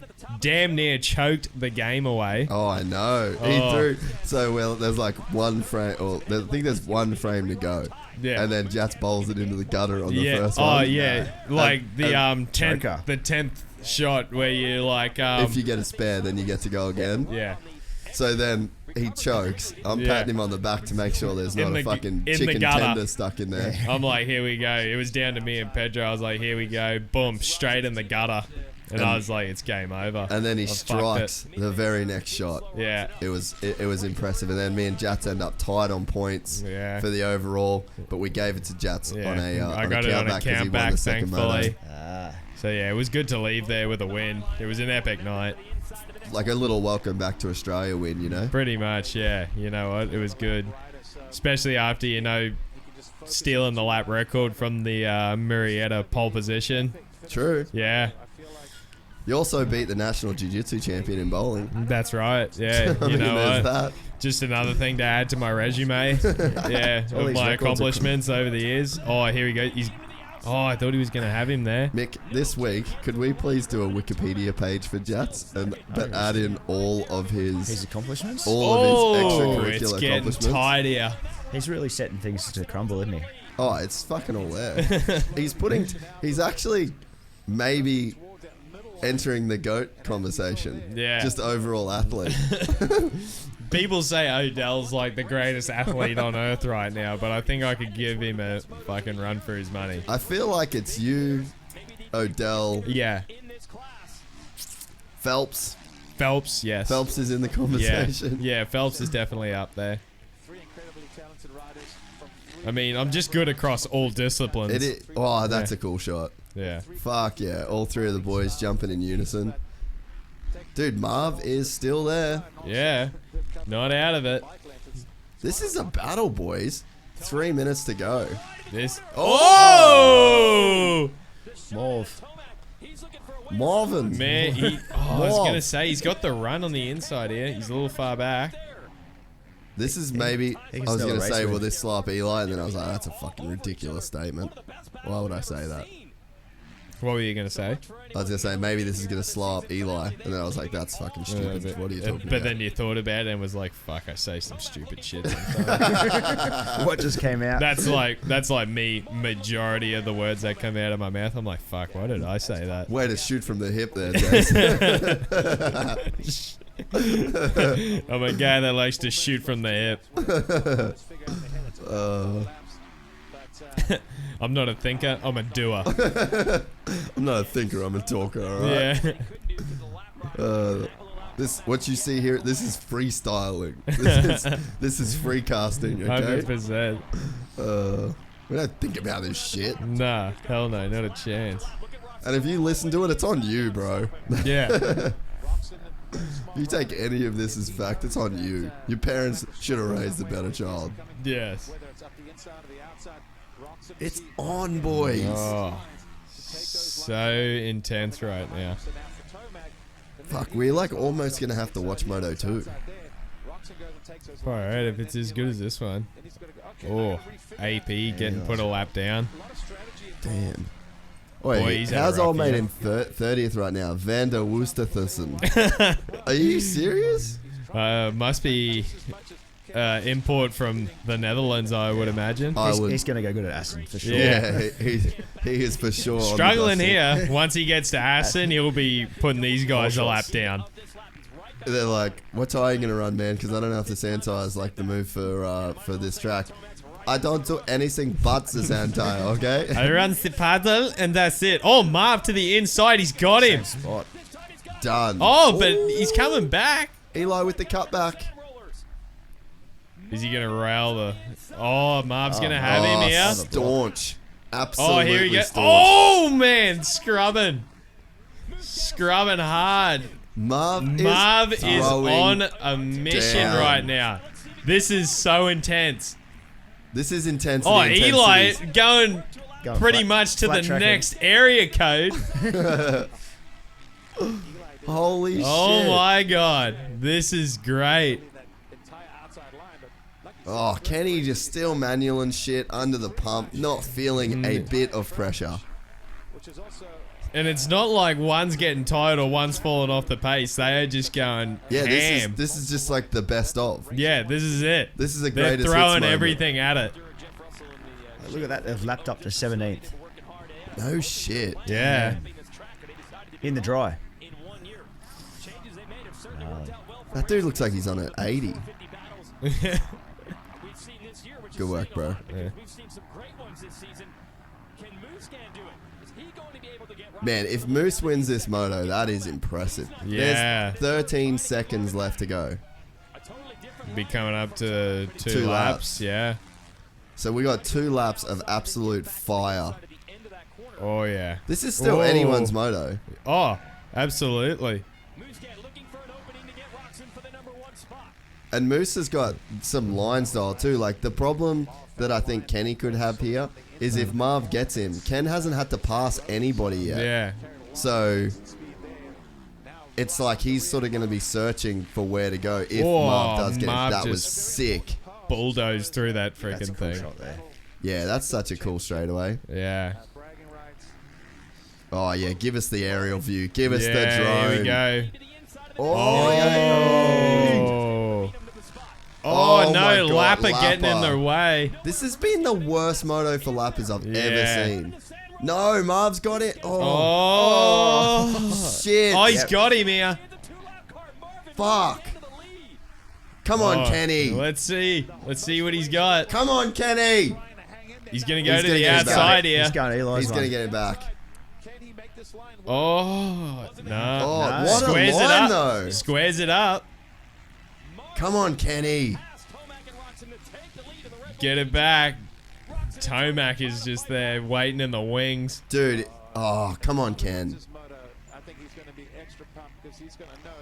Yeah, this is one of the motos of the year, dude. Yeah. Hands down. Oh, Marv's pulled out a gap. This is going to be tough for Kenny to regain this. It just looked like, because even what we were saying taking before, the wind out of the sails. Yeah. And then it doesn't help that you got this freaking behemoth behind you, ready to pounce. The hunter, yeah. Dude, he's just charging, man. Dude, Marv is on an absolute mission right now. What a win from Marv if he gets Best this. ride of the year for him. 100%. Hands down. Come on, Kenny.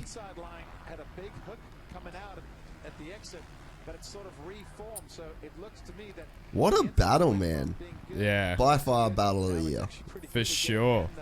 450 moto of the year. And the first moto in the 250s is like for sure moto of the year in the 250s too, maybe. Yeah, absolutely. Title on the line. Cooper and Ferrandis absolutely... You wouldn't even say they were sparring at that point. That was just like a full-blown fight. That was full-blown bare knuckle. Touch gloves, gentlemen. If you want to shake hands, you can do so now. Yeah. And they both just walk off. Doo-doo. Okay? No glove touch? No glove touch? All right. Cool. That's cool. Come on, Kenny. Does he... That's the thing is like... He doesn't have anywhere to pass. I thought that was the last lap, actually. But yeah, one more to go. One more to get it done. Dude, the lappers have been the pain. Yeah, the lap has been terrible. I think Marvin, barring a mistake, might have this one under control.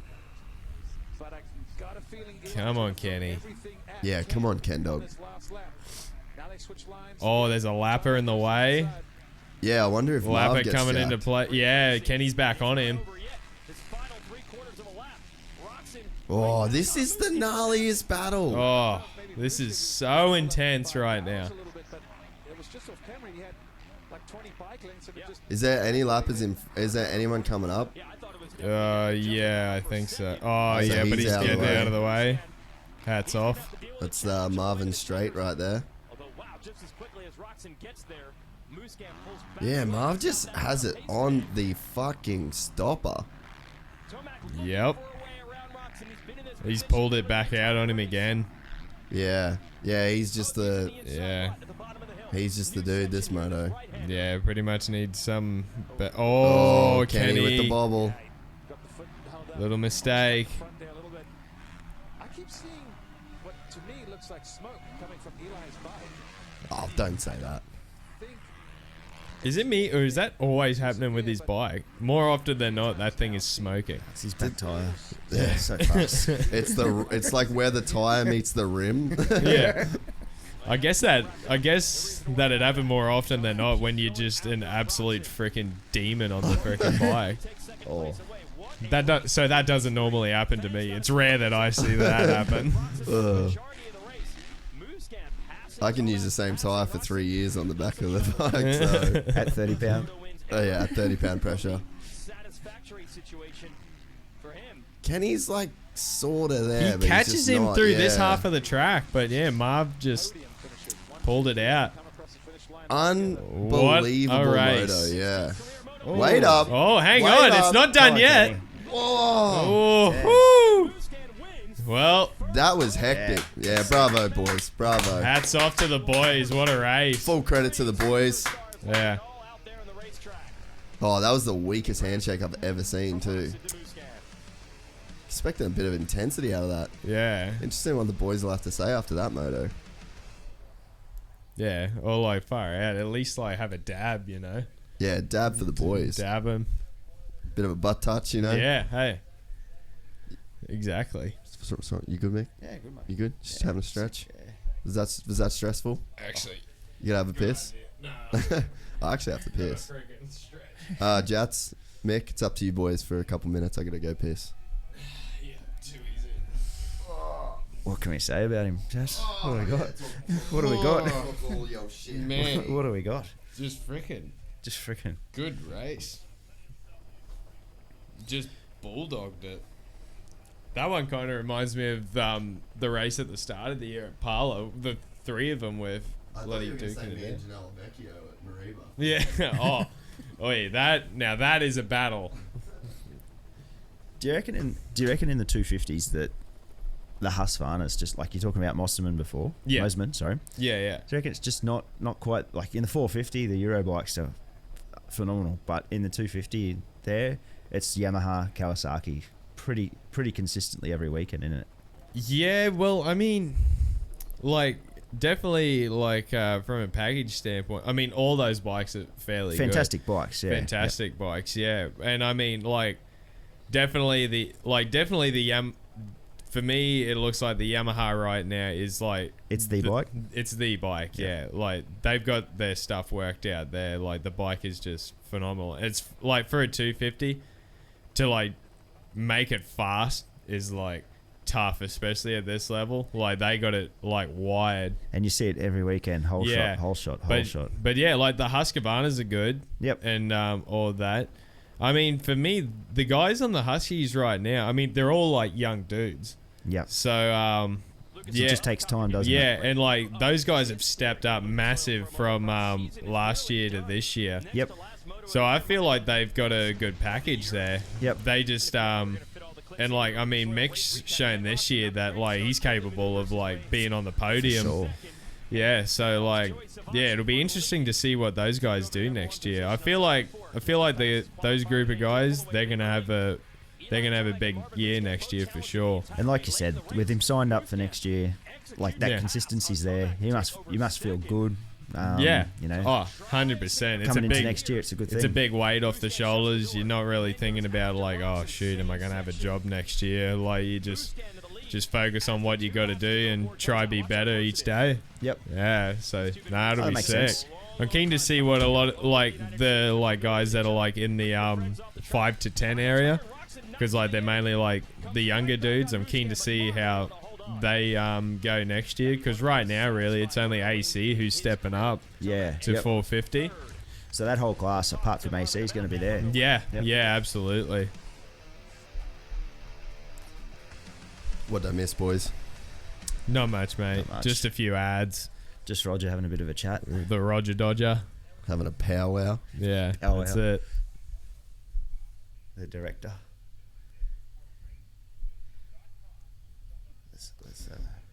I don't know that we really need to hear these interviews, because they they never give us much, these boys. It's a bit disappointing. Yeah. Should we watch? Should we just like skip through the second moto just to sort of see what happens? Yeah, just watch the start and then the start just and then get sort into of it. click through like a little bit. 450 or 450 moto 2, yeah. Yep. Felt fatty for show. It's good to have you on, mate. It's been a fun little podcast. It's been a minute since I've been able to come in. And, And what timing for the last round. I know, yeah, when you sent that message, I was pretty excited. Yeah, I was chuffed when I figured out I was going to be back for the last round. Oi, Mick, bang on right there. Literally bang on. What was the time? 11. Yeah. 11. I'm learning. Peyton, men. Come on, Dino. Rip a holy, son. Oh, he's got it. Looked like he got a decent jump there. Oh, Ando with a mad jump. Savachi once again in the mix. I feel like Savachi's the new Alessi. A new coming of age Alessi. Yeah. Oh, who's out there? Zacho, Marv again, Marv, Anderson. Oh, he's down. Morven. And he's getting back up. He's okay. Very slowly. That's a big one. Oh, man. Oh, no, he's grabbing the knee. Ugh. Not what you want to see in the last round. So last glad race. we looked at this. Wow. No. He got pumped, bro. poor Fuck, I hope fella. he doesn't. I'm going to Google some shit and just see if anything's come out about that. Yeah. Well, we can get on the gram and stuff Yeah, we now. can get on the gram we now. pretty much know how everything shapes We've had our up. media ban now. Yeah, the media ban is lifted. The embargo. Watch this crash. Here it is. Here's the replay. Who's it? So what does he So do here? It's like him and Osborne come together. Oh, yeah. He hits the back of Zacho. Oh, dude. Where, like, that's a weird crash, man, because it's like, you sort of know that Osborne's going to hit that rut, right? Yeah, absolutely. Oh, no. Oh, geez. Yeah, he knows, too. He knows, man. Yeah. Oh, that's a bummer, dude. Fuck.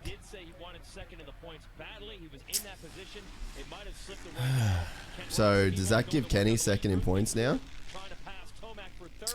So, this is a crazy battle for the... I think it will. From what they just mentioned as well, if Marv was looking for second.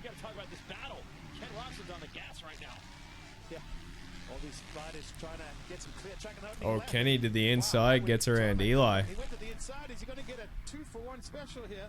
The 2-for-1. 3-piece and a soda. Give him the 3-piece with the soda. Did you like Nate Diaz's baddest motherfucker belt? Fuck Cool. yeah. So I'm all sick. for it. Him and Jorge Masvidal's running with it too. Yeah. That's a fight I want to see. Absolutely. I feel like Masvidal's got so much power on Nate though. Dude, how sick has it been his last couple fights? Because he come Masvidal? off a pretty extensive layoff. He And went and then- did like a reality show in Puerto Rico, dude. Oh, he did? Yeah, it was like super weird. No way. He went and did like this weird reality show. Well, I think he thing. hurt his knee as well. That's Yeah. why he was out for a while. Kenny on the Kenny move. just absolutely bossing this thing right now. Gets past Alessi on the 17. Oh. Oh, well, look, yeah, he's not taking no for an answer. Yet. He's got him back. Oh, nah, I spoke too soon. Yeah. Experience. I got a bit ahead of myself. These lap times should be, I would say, maybe under the, what would you say, close to the 2-minute flat, under the 2-minute mark. I love that jump there. Who is commentating in there? I don't know. What do you think about that, Ryan? I mean, I've been one. Is it Dungy? I think they do too much smoothing out these days. I guess, you know, Yeah. Yeah. Oh, yeah, it is the Dunge. Shout I out. will say, yeah, but, Shout out you to know, the I didn't really Dungeonator. think anything was that dangerous out there, if I had to be honest. I think it was challenging. Yeah. Which I think we saw in the first moto. When Dunge talks, we listen. The guys That's just it. changing up their lines, trying to find good line choice. But here's Eli trying to make the pass on in the second on Savachi. On Alessi. Oh, jeez. no, He sort of is the like a bit of a new age Alessi. Like he's a bit of a sook. He gets great starts. He always wears fucking. He always like wears like just like weird style. Grew that weird beard. You know what I mean? Yeah. Savachi once again. You would have thought he was Amish, right? Yeah, he did. Yeah. He had a definite Amish flavor going on. Yeah. Which is just that, a ride. Match pace. Match pace. Good luck with that. Yeah. Oh, cool. Good advice, dickhead. Yeah? Just So- like that, huh? So be as fast as the fastest dude in the world, just Yeah. on cue. Oh, cool. Yeah. Fuck, I didn't know. I should have been. Should I have been doing that all year? Am I supposed to win? Yeah. Oh, Zacco Oh, with the power beautiful. move. What a bulldog. Laying down the cheeky scrub there for the fans too. Just went for it, and we've seen Just absolutely peeling them. like that today. For the big lizard in the middle of the track. Oh, what is that big lizard in the middle of the track? Whoa, there's a lizard in there. Yeah, wait till they come around that section next lap. There's a big lizard on the right. Later on the corner, and then just take Not that. That's the Oh, Gei- the that- Geico. No, that's the Geico gecko. There's a lizard. Talked about earlier, like Oh. I said, like Wait, just wait. not that you can't pass, All guys, right. but it's harder. I've got my eyes peeled. Something to do with Indiana's Today we've seen guys who take them Is national symbol or something. Yeah, that's what I was going to say. Is that it? They're the lizards. The lizard? I don't know. Is it kind of like us with the freaking cane toad in Queensland? Maybe. I don't know what giant lizards are in Indiana though Sounds like lizard country. that stand on 2 feet. Wait, just wait till you see it, then make the call. All right. Fast Freddy again in the top 10. Atta boy. Dino running a solid 8. That a baby. We reckon, boys. Yes. Oh no, let's just wait to. Let's not skip forward just yet. We gotta see the lizard. True. Yeah, well, they're all still pretty stacked at this point of the moto. Look, it's got Anderson there. Come on, let's get fried, Ando. Behind him, Barsha, who's I feel like Ando probably is getting pretty fried tonight. Ando's probably on the piss right now. success here. They were probably on the first flight back to Orlando, just absolutely getting after it. Specialty, but hey, no mud out there today. No, and he's going right after Anderson for 5th. Oh, Barsha to the inside. Let's see if he can get it. It's going to be a long run down to this next corner. Barsha, one of the most aggressive riders out there. Couldn't Oh, these two get together. Yeah, this It's is always this a good is a time. worry. pull back away just by a bike length or two. Barsha keeps coming. Yeah, he wants it. He wants it. Race Barsha plenty. Right, you know that he's Barsha's had a pretty average outdoor season by his standards. Yeah. Behind you, man. I just don't think that bike, like, no one seems pumped on that thing, man. Big deal, but the rev Yeah, the Yami. Yeah. Compared to the Yeah, the 250. Yami 450. Yeah. Yeah, the 250 is Oh, like, is look there at the that- lizard. That's a dinosaur, bro. That's what I mean. Why is it there? Oh wait, it's Godzilla because that jump's called the Godzilla jump. Fuck, I pick up Thanks, on Jatz. some shit, eh? Well done, Jatz. Dang. Knew we could count here. We should keep our eyes on this battle for a minute. Yeah, 100%. Definitely going on your Wikipedia page too. Yeah. Yeah. How's are all the levels good on this? I feel like we're so loud. We good? It's up and down because Yeah, we're when we're up and down yelling, too. yeah. Yeah. When we're consistent, It's good, yeah. No, because he was really good at that. Yeah. Anderson not too shabby either. So let's see if these two hook up. This could be a pretty good battle between Anderson and Barsha for fifth. We can send it to Will with more. Sorry about that. Can we send it to Will? With more. Can we? The, See that? Star Husky Riders. Go ahead. Well, we see Jason trying to move through the pack there. Jason, and obviously we know he's going to get up to the front. If he does, he's going to be battling his teammate again there. The Rockstar Husqvarna duo. Don't think Will was ready for this throwback, guys. I'll just make this one up. She's reaching. We saw Jason Anderson get the better of him last weekend. When I spoke to Zach this weekend, he said, yeah.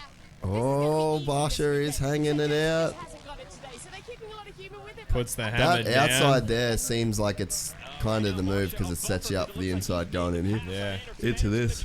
Barsha putting the. Oh. Yeah, Endo just seems a bit uncomfortable this weekend. Seems a for little some too reason. fried today. Yeah, maybe he has. Yeah. Maybe he's cooked Not it. the right amount of fried. Yeah, instead of frying it, he's cooked it. Yeah, absolutely. Hey, what's up, guys? Jason Anderson here. You're watching Team Fried for life. The face of Team Fried. What's up? It's Jason Anderson here, and you should be watching Team Fried. It's Jason Anderson here. If you don't watch Team Fried, then fuck you. Trying to get away up front, but Eli Tomac is lurking in the number 2 spot. So it's been a great season for action on the track this year in the 450 class. Why don't we just end it with one more great battle? And it looks like it's going to happen. Yeah, I feel like it's just anything other than that first moto is just a bit of a letdown at this point. Yeah, that's it. You set the bar so high. Yeah, boys, just went out. He just went hard early. Yeah. He's battling some illness, like you said. He can't wait for this year to be end. Like the one. Did you see anything on Marv? Nah, I looked on Racer X, but then I was like, didn't really want to see who won the race, you know. Yeah, that's true. But it's too late. I've seen it. I can't unsee it. Yeah, it doesn't really say anything. Marv's page says, when I get back to Florida in the morning, I'm going to get it checked out, but hopefully nothing too bad. Learn more and update you. Yeah. So where did he say that on? On his own, yeah. Like on his story? Yeah, next one. Yeah. So it says, Moto 2, I crashed in the third turn of DNF. Not sure if there is anything bad yet. I will check up in the morning when I get back to Florida, and hopefully I'll learn more and update you. P.S. First moto was so much fun. Yes, thank you for that first moto, Marv. That was something else. Yeah, that was gnarly. It's just that you're just surviving. Now you probably have a chance to sort of wipe the slate clean, get healthy. And then Should we skip forward a tiny bit? Yeah. Gotta, Yeah. yeah. They're going to have one starting gate inside, one starting gate outside. Keep going till though. Their fastest laps are separated by less than a Fuck, quarter they're of a second, moving, eh? so shows that their speed hell yeah. and everything is very similar.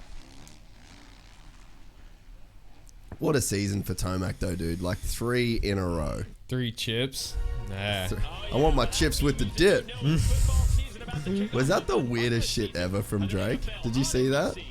No, I didn't see that. Alright, let's just, I say we're done with this one. Let's just close it down. So for those just listening, Eli Tomac gets the overall. Tomac, then Kenny, and then Osborne with his ride in this second moto. Go to YouTube now, Mick, and just type in Drake chips with the dip. Is it a song? No, so it was like this interview after the Raptors won the championship this year.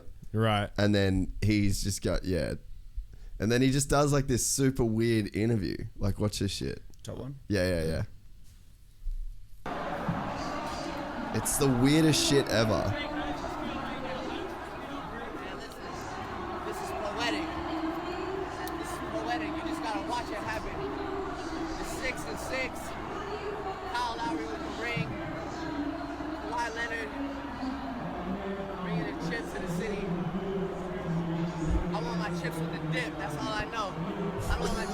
What does he mean by dip?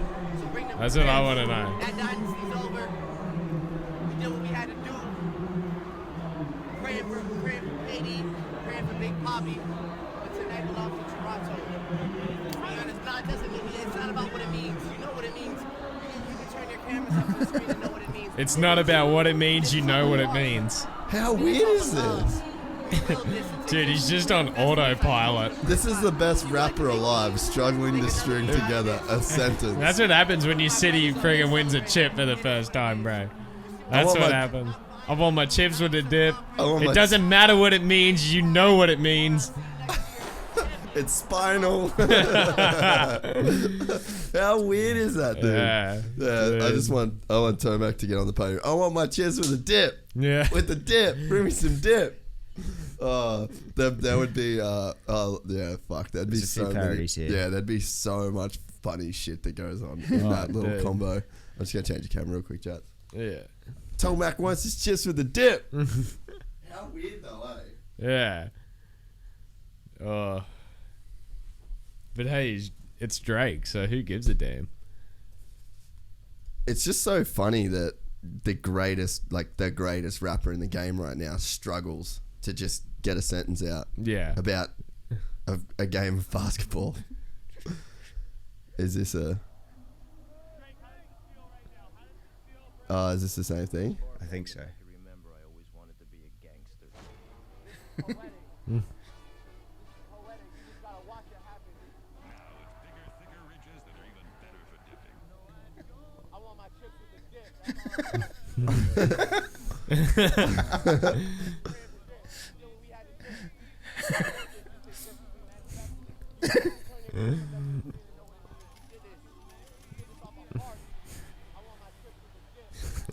I love that bit. You're trash. You're trash.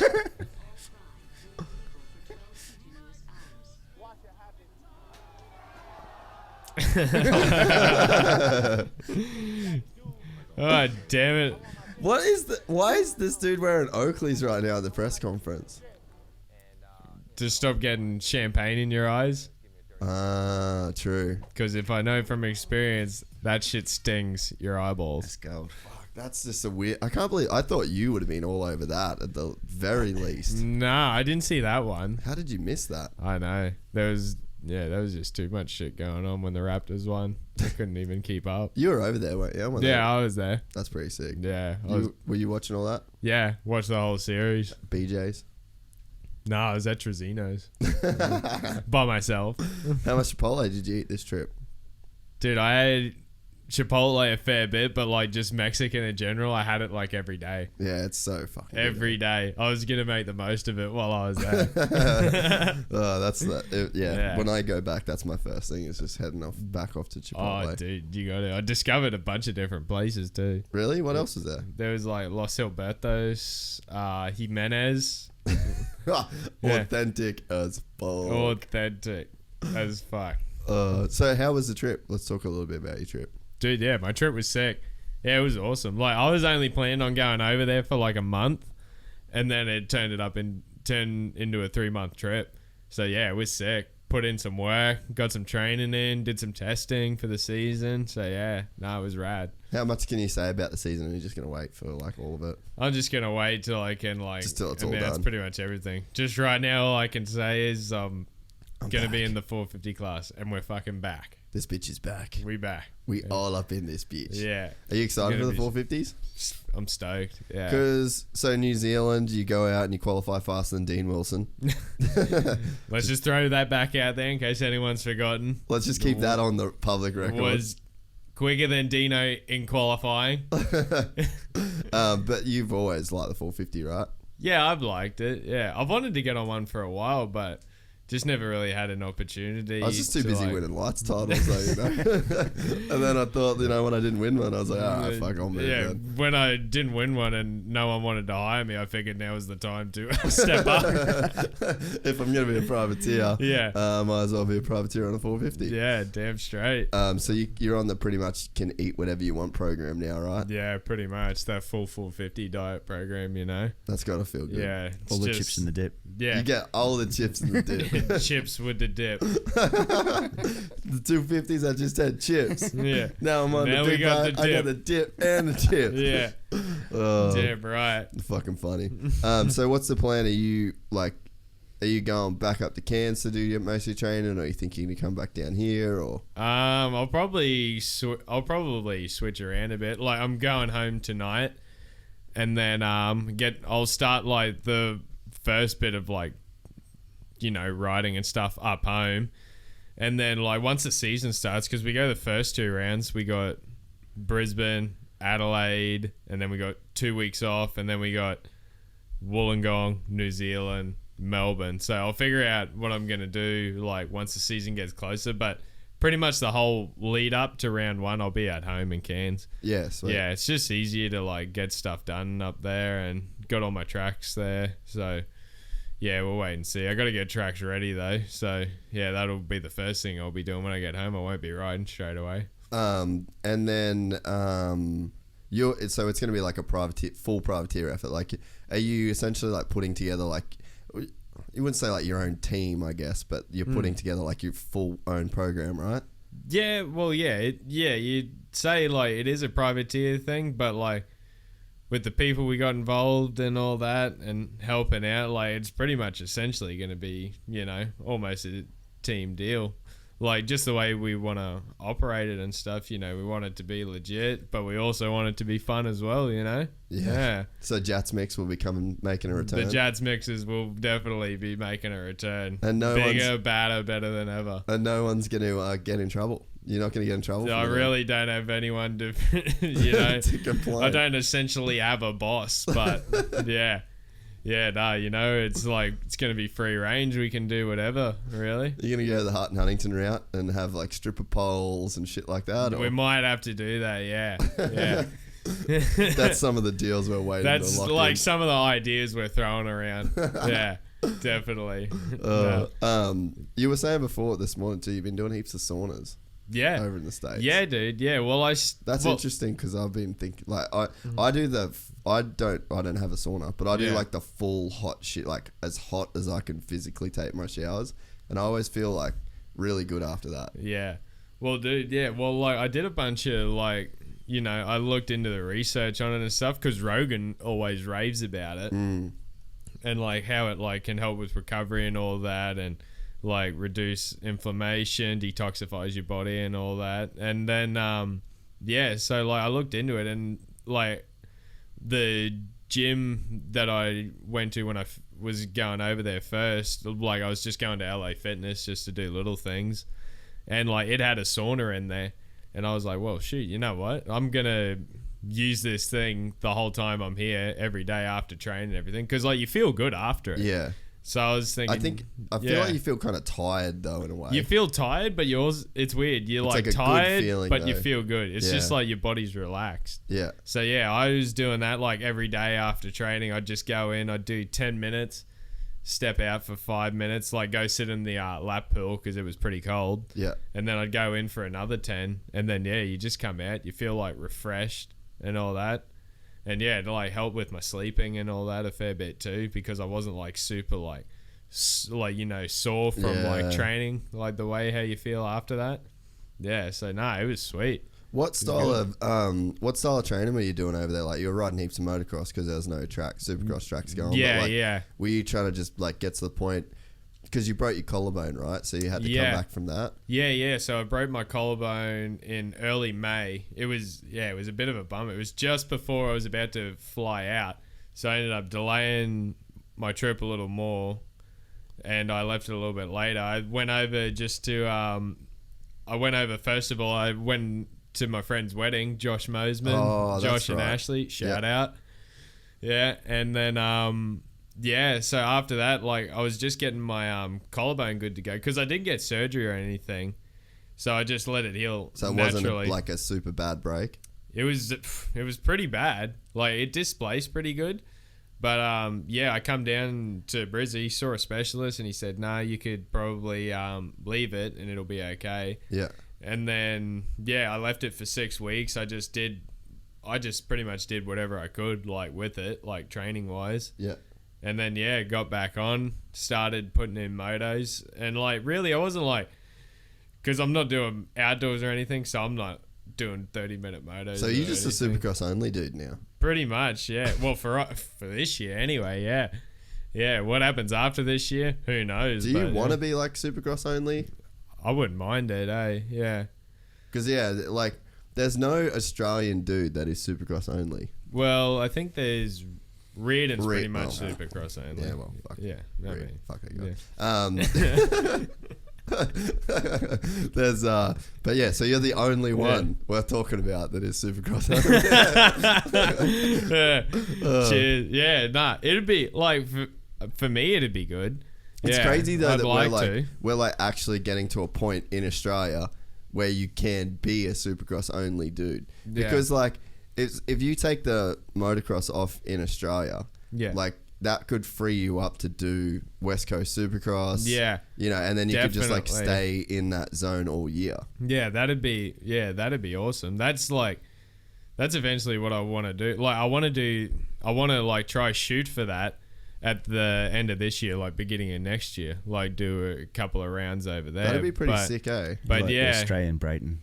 Yeah, like kind of pretty much, eh? Yeah, exactly. Yeah, so like I'd like to be in a position to do that, but yeah, I just want to like see how this Australian Supercross series goes for the first part. You know, see where we're at, see how I'm doing. Hopefully we're fucking killing it. And then, we'll start going from there. But yeah, right now I just got my sights set on, this Supercross series over here. See how we go. Are you pretty pumped on like the Rockstar deal? Because it feels like a big step forward for you in like, feel like just recognition, because when you get an energy drink sponsor, it's not the kind of sponsor where it's like Yamaha or Honda or where it's like it's just like a tool for your job to just like go and do your job. I feel like when you get an energy drink sponsor like Rockstar or Monster or Red Bull, it's like they recognize that your personality is worth something. Yeah, definitely. And I feel like that's probably been one of the most underappreciated aspects of your program for the last like 3 or 4 years is like the way that you interact with people through like social media and like the image that I wouldn't say it's like the image you put out, but like you're actually a dude that's not scared to be yourself. Yeah. And then that's gotten you in trouble with like the industry. Yeah. But I feel like it's now like with these guys getting on board with you, it's like a recognition of like, fucking hang on guys, this is actually like what you should be doing, and this is the route that you should be taking. I mean, definitely everything you said was exactly right. And for some people I might be like, I might seem a little wild and crazy and all that, but that's just who I am, and I'm not gonna change that for anyone else. I mean, what you see is what you get. This is how I am. Like, I'm not putting on a front or anything. I'm just being exactly who I am, and like, that's gotten me in a bit of trouble, like in the past and stuff. Not many people have liked it, but it's just the way I like to be, and like I interact with all my fans like that, and they love it, and like, that's all I could ask for, really. Did it piss you off when you were going through that stage of like getting in trouble? Because it's like you won 2 championships, and then and then you had the chips with the dip, and then it's like, but last year, the year that you didn't win, you come off a shoulder reconstruction. Yeah. So it's like, I feel like it was pretty unfair criticism, because it's like, if he can be like this super charismatic, fun dude, like fun to follow, fun to hang out with, fun to watch, like you're always giving people a reason to like want to watch you race. Yeah. Was it frustrating that you were winning championships, being yourself, you had like the following was growing and like people obviously enjoyed it, but you still got in trouble? Like, did that piss you off? Oh yeah, 100% it did. Yeah, like like the start of this year, especially coming off the year that I had last year, with getting that shoulder reco, and that one almost damn near freaking ended me after that, because like that was my full shoulder reco at this point. So I wasn't happy with that. And then like I'd had issues with like, I felt like I wasn't like necessarily getting paid what I was worth, and then like I was having issues with that, like with former teams and all that. So like it was kind of like, especially the whole deal with the way the industry works and all that. Sometimes like it just I wasn't happy with it at all. And then the Supercross season finished, and then I was left without a ride essentially. And at first it was like I was pissed. I was pissed at first, like to the point where I was like, oh, well, I'm done. I'm not even gonna worry about it. Why am I putting myself out there like this and like, you know, putting my life on the line essentially? And then you got to worry about getting hurt and shit. I've been hurt a few times, so what's the point? And then it was probably like there was probably a good 40% of me where I was like, I'm not coming back. Started working again. Started working for my old man. And then laying that grass up in Cairns was like, fuck. Digging trenches in the peak of summer, high humidity and all that. And then I was like, shit, you know what? Maybe it's not that bad. You know what? It's not that bad. So it's definitely like it like I was frustrated because the thing is, and like this is, I don't know whether that many people know, but like last year when you're on the lights bike, you're a big dude. You would be on these crazy diets. You'd be having these fucking smoothies every single day. Like you weighed everything that you ate. Like the training was ridiculous. Like every, you know, when you got the shoulder recode, the work that you put into that, you had a trainer. Like you would like, and this is firsthand, like you were living with us at the time. And then anytime I'd hear, and I know that you'd go party like on the weekends, but you weren't drinking. So like, right. And I think that the image though is like you're posting the stories and it's like, it looks like you're this fucking loose cunt. But it's that's exactly. Sort of, you are loose, but you're not doing any drinking. There's no like, there's no actual bad shit going on. It's just like you're out at these places. But then it's like you're home, you're in bed, you get up, you go train, and it just like, it just didn't sit well with me when people would say like, oh, you know, but there's a certain and it's like, fuck that shit. Like, exactly. That's the thing that pissed me off the most. It's like you gotta like, they want you to be like this guy. Like, you know, it's like, you know, like the no days off, always grinding and all that, which is like essentially what we're doing. But you got to go out and have a life after that and go and enjoy yourself a bit. And the thing is though, is like you did all that shit, like you were doing the grind, but like everyone's sick of seeing it be posted. Exactly. I fucking did. From seeing other dudes doing it all the time. So like all it was is like, it wasn't like you were living a different life, like you weren't doing the work. It was like you just weren't choosing to post that shit. You were just choosing to post the fun stuff. And like the car ride on the way to the track, listening to crazy. Like how is that in any way showing people that like you're not there to train? Like do you have to be a fucking serious sad sack piece of shit in the car on the way to the track, just like in the zone, like fuck, I'm gonna rail some turns today. Dude, like it's just so I didn't get the thinking, and it was just frustrating being on like my side of the fence where like you were living with this and we'd sawed like we would see every single fucking piece of work that you put in. Definitely. And I don't know, like it definitely was frustrating, but I think now that this, like, obviously it's cool that Rockstar's come on board. Like, look at what Ando's doing with Team Fried, dude. Like, right? How rad is it? Killing so it. Sick. It's like we watched like 3 episodes last night. And then more often than not in the vids, how many of the fans have got Team Fried shit on or Team Fried banners around? Fucking Team Fried tattoos, Team Fried is fucking taking over. And it's like he's still on the box. You know, so I don't know. I think that you know, you get a guy like Ando that's at the top of the sport. Like he's last year's Supercross champion essentially. And it's like he's taken I don't know whether it's like he's taken a risk. Maybe he's just got enough leverage at this point to where he can be like, yeah, fuck you guys, I'm the champ. I can do this. Whereas like, you're the champ of the lights class in Australia. You know, it's like a bit of a different sort of deal. But I feel like Ando's maybe like giving guys like yourself a license to be like, no, I fucking can have a personality. Like this doesn't have to be so boring. Yeah, and like, exactly. Mick, go on Google. Oh yeah, let's Social Blade. What you after? Go on Google Trends and type in motocross. This is scary. This is like my argument whenever anyone would say anything about like, oh, Jatz just parties and does this and that. Like, this shit will blow you away, Jatz. Go like 5 years. Or like, 2004 to present. Let's just do that.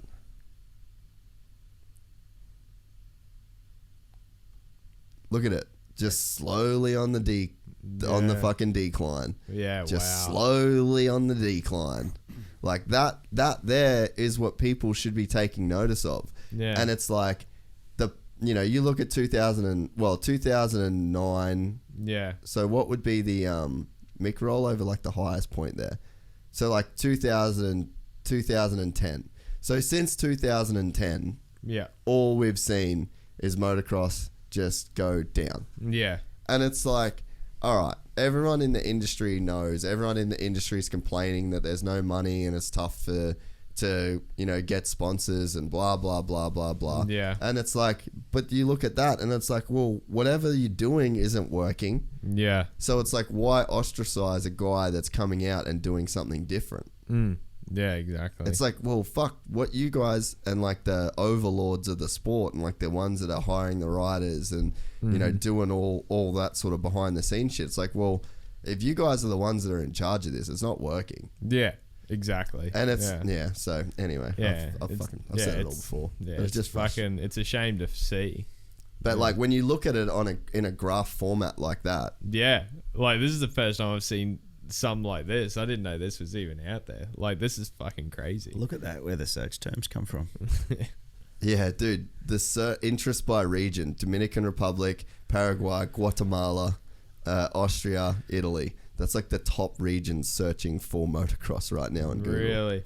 Yeah, it's fucking crazy, dude. And then like, that's the thing where it's like you just can't do what you did obviously what you did in 2010 isn't working because it's like the package hasn't really changed. Yeah, no. Well, like there's nothing really different about it. Like the same sort of teams are there, the same riders are there, and it's like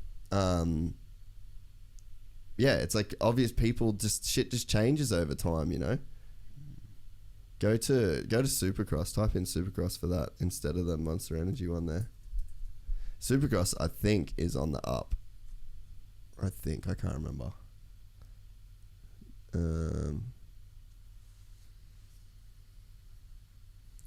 That's weird. Oh, that basically looks like that because the season times. Yeah, that's the same there. But like, you'd think that Supercross would have had a higher. Maybe it doesn't, man, because it only gets raced in America. Yeah. Let's type in AMA Motocross and then AMA Supercross and like just try and. I just want to check something. Yeah, see the top is the United States. Yeah. So and Australia. So United States, Australia, Thailand, and Australia are the top three countries that search Supercross, and then you got Canada, Canada, bud. And then fuck, dude, Brazil is the most searched motocross. Jeez. But yeah, I mean, like, so that's sort of like, I just wish people would look at this because, and sometimes I feel like when I sit on here and I talk in this way about certain things, it's like, I'm not saying it out of a position of like, I'm just butthurt. Like, I'm not butthurt. I love this shit. And I think that's why I speak about it, like, with that sort of frustration, but it's also because I've done the research. Yeah. Like, I've fucking looked at all this stuff, man. You can, when you see the trend from 2010 just like dive in the ass, and it's like a race to where, like, and you look at that graph, if it keeps going in the same way, then it just, what's it going to get down to? Yeah, that's true. Like, it'll just, get to nothing? And to run with it, part of this obviously has to change a bit because of socials. Yeah. Because your socials have picked up their search trend a bit too. Yeah. Like so there'd be more people to balance that out a bit. Like I probably type more things into a social page to find something that I would Google. Yeah, nowadays, yeah, a post, which balances it a bit, but it's a crazy trend. Yeah, well, I still feel like Google is going to be your source. Yeah, like an overall benchmark sort of view, like if you're trying to get a big picture. Yeah. But yeah, I do definitely agree that on social media. I wonder if there's like a trends social media sort of thing, like a social media Google Trends type of deal. But yeah, I mean, so that's like I've been wanting to show that graph on here because, and I think like you're the perfect dude that sort of fits into that, because it's like, you know, if people want to complain if someone's trying to do it differently, well, the fucking same way isn't working, and you can literally see it in a graph format. And you know, that's what like, I mean, to freaking go on with with Bailey and Sando doing the stuff they're doing. I feel like that what they're doing is awesome. And like, they started off that first year, like the first year was good, and then they built from that. Yeah. Like, yeah, I feel like the way they're going with stuff nowadays is sick. Well, like, you can text Bailey and Sando. Like that, you can just talk to them. There's always a communication between them and the rider. Like, I know that you want to go, like you wanted to go to Auckland. There wasn't a spot for you at Auckland last year, remember? Yeah, no, like that's it.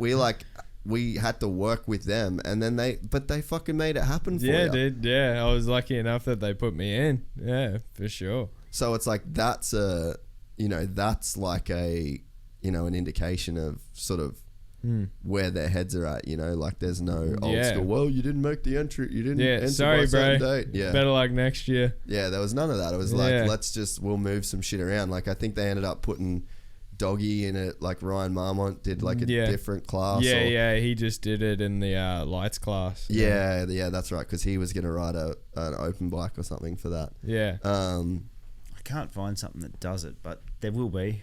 Yeah, no, that's all. It's all good. But yeah, I mean, that Google Trends thing is I think it's a pretty good indicator of like where it's at. Yeah. But you know, you look at like so who was racing in who won the championship in that was Dunge? Like 2009 Bubs won, and then Dunge won in 2010. Yeah, he won the outdoors in 2010. Yeah, so I mean, you're like looking right at the end of the James Stewart era. Yeah. That's where motocross started dying. Yeah, that's right. Like, that's crazy, right? That's fucking nuts, man. That's like 10 years of this. Yeah, just a 10-year, just like, and it's like, it's not a knock on the series itself or like the world's. I think that the series, if you look at like the GPs right now, probably best they've ever been. Yeah. AMA Outdoors, I wouldn't say the best they've ever been, but it's as good as it's ever been. Yeah. You know, like you've got Ken, Eli, Marv, Anderson, Osborne, like you've got some big sort of dudes there. Yeah. Australia had a great season, like Toddy obviously won this year. Next year there's going to be Todd. You're going to have Ferris in there. So it's like all over the what's this MXGP? We're just looking up the MXGP graph. Wow. What is this? So when did that? So since 2013. It's really picked up heaps. Yeah. That's crazy, dude. Look at that. That's huge. That is massive. Let's compare that. Well, that's what just go like, maybe, I wonder if AMA. Go, maybe type in AMA Motocross just so we can see like.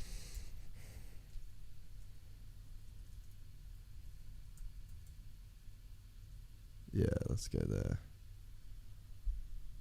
So the GPs are currently, so the GPs right now, so like we're just looking for those listening, we're looking at a graph right now. Dude, so the AMA stuff has stayed, like really been on the decrease since 2010. Yeah. And the MXGP stuff has just exploded, dude. Wow. It was literally nothing up until the 2013-14 season. Yeah. So like, what do those numbers on the side mean? Like, is that like over here 25 mil or I don't know Like- what I think it's the percent. So see there, that's like percentage? 100%. Oh, so like percentage? Yeah. so the top is 100% of interest. So that's the peak interest in the sport. Right. Is March 2015 in the motocross GPs. Right. And then Yeah. they haven't really lost it. So can you Google who won the series in 2000? Like what was the podium for the series in 2015 MXGPs?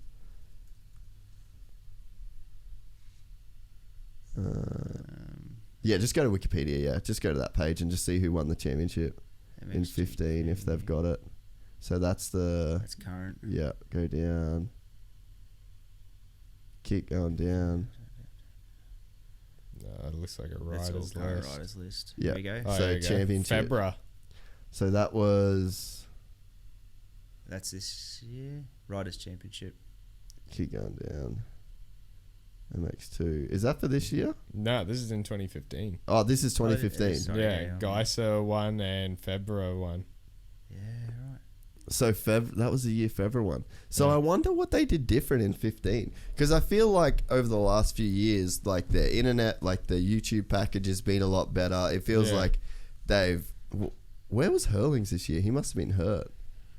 Oh, this was the year Villapoto did it, dude. Yeah, that's right. Oh, that's kind of interesting. Yeah. But see the countries that same deal. Look at the countries. Slovenia, Latvia, Estonia, Lithuania, yeah, so Croatia. they wouldn't have just had Europe. They would have had a massive following from the States as well. Yeah, so it seems like that was the year. Roll over to that first year I guess that the peak interest was 15. So that was when Villapoto started racing or did those first 4 rounds. And then it's like people just got pumped and they were like, all right, the GPs are fucking rad again. Yeah. Make the GPs great again. And then I think that, you got Hurlings in there, you got Caroli in there. They start doing good in the Motocross of Nations again. Yeah. That's crazy, that is dude. crazy. And then, but look at it in comparison, bro. So like the worldwide following of the MXGPs is like way more powerful than the AMA. Yeah. That's hectic. And that's a massive amount. And it's by a lot too. That's going to surprise some people, man. That's surprising the shit out of me right now. So you think of commercial value of a sport. You have a look at that.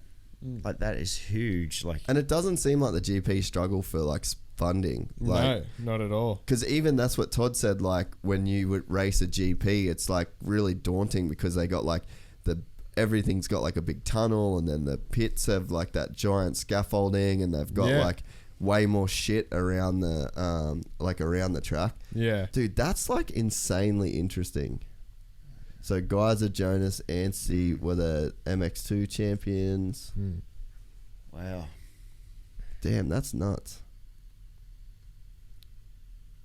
Don't even know what to fucking make of all that. That's just kind of actually blown my mind here just quietly. It's wild.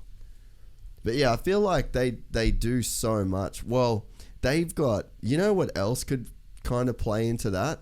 Is that they've got that pass where you can buy it no matter where you are in the world. Oh yeah, the youth stream. Yeah. Yeah. So that could play into it a bit, is just like accessibility. Like people can actually watch definitely. it. And being a search term, you type in MXGP to your search engine, I guess, as well, to get your pass or whatever. Yeah. Because it's ranking from that. So Yeah. as well. So I wonder, like, it's so much bigger though that it can't be just like a. No. You know what I mean? Like, there's got to be something to it. So we got 15. Yeah, that's super interesting, dude. I was just looking at because it changed, obviously, because the statistics of it changed names at that point. You know what I mean? Like, it came MXGP there. So is that when it was the MXG? Because it was the world, was it the World Motocross World Championship? And then all of a sudden, the search term they switched over to MXGP. Yep. But the fact that it's so much bigger. Yeah. The fact that it's so much bigger. It's huge. So anyway, I guess that's like my point when it comes to, you know, like why if you look at those trends of like, you know, the AMA Motocross, like you couldn't even, Australian Motocross wouldn't even like rank on that, but I mean social media wise, I guess it would. Here's why. What's that? Megan Rutledge. Mad That's Meg. why. Mad Meg is the reason it went up. Yep, freaking took off. Got the club going up. But anyway, I guess that was just sort of like my little thing of like when you look through the, you know, but I guess the broad term of motocross is what is on the decline. Yeah. You know, and then Supercross sort of is not even really in that conversation because it's only an American sport. Yeah. So it's like, anyway, that's sort of my take on, like, don't try and like stifle somebody like yourself that is different, and you do just want to be yourself. And like, and bro, you don't have to name names, but like, how many fucking riders do you know that are jealous of what you get to do in terms of like, you get to be yourself? Like, there are people that wish they could do what you do, right? Yeah, hands down. Yeah, that's exactly right. Yeah. And you know, like, I know people that are like, yeah, I wish I could do that shit, but I just fucking can't do it. Yeah. And that's like, they can do it, but they just feel like, they feel like they're gonna lose their job if they fucking do it. Exactly right. Yeah, no one really wants to, you know, step outside of that shell and just, you know, be themselves and be who they want to be. But I think you look at the most popular dudes in motocross right now would be like Ando, Dino. Yep. Like, they all have their own YouTube channels. They all do their own shit. So always doing freaking funny shit. So anyway, all right, we'll wrap this bitch up. Thanks for coming in. How'd you like the new studio, bro? Love it, man. Love what you've done with the place. Sick. You actually have never been in and done one on the studio. It's only just been live stuff. Yeah, it's only just been live stuff. Oh, yeah, the first one, like, we did at Maddie's studio. We did at Maddie Max, that's right. Fuck, that feels like forever ago. I know, man. Far out. Started last year, I think it was. Yeah, pretty much, eh? Yeah. Crazy shit. Righto, thanks everyone for listening. I hope you liked those races because that was sick. And thanks to Mick for coming in and running this shit for us. And we'll see you all very soon. We've got heaps of shows coming up. So, Jatz, do you want to shout out anyone, anything? Shout out your Instagram. Tell people what you're doing. Yeah. Get the people going. Freaking Jatz Richo on the Insta, Jatz94 on the Snapchat, and keep posted. We got some sick stuff coming out, so that's gonna be rad. Plenty of mixes. I was gonna say, is Jatz Mix coming back? Jatz Mixes are gonna be back in full force. Sweet. Righto, everybody. Thanks very much for listening. Appreciate every single one of you, and we will talk to you all very soon.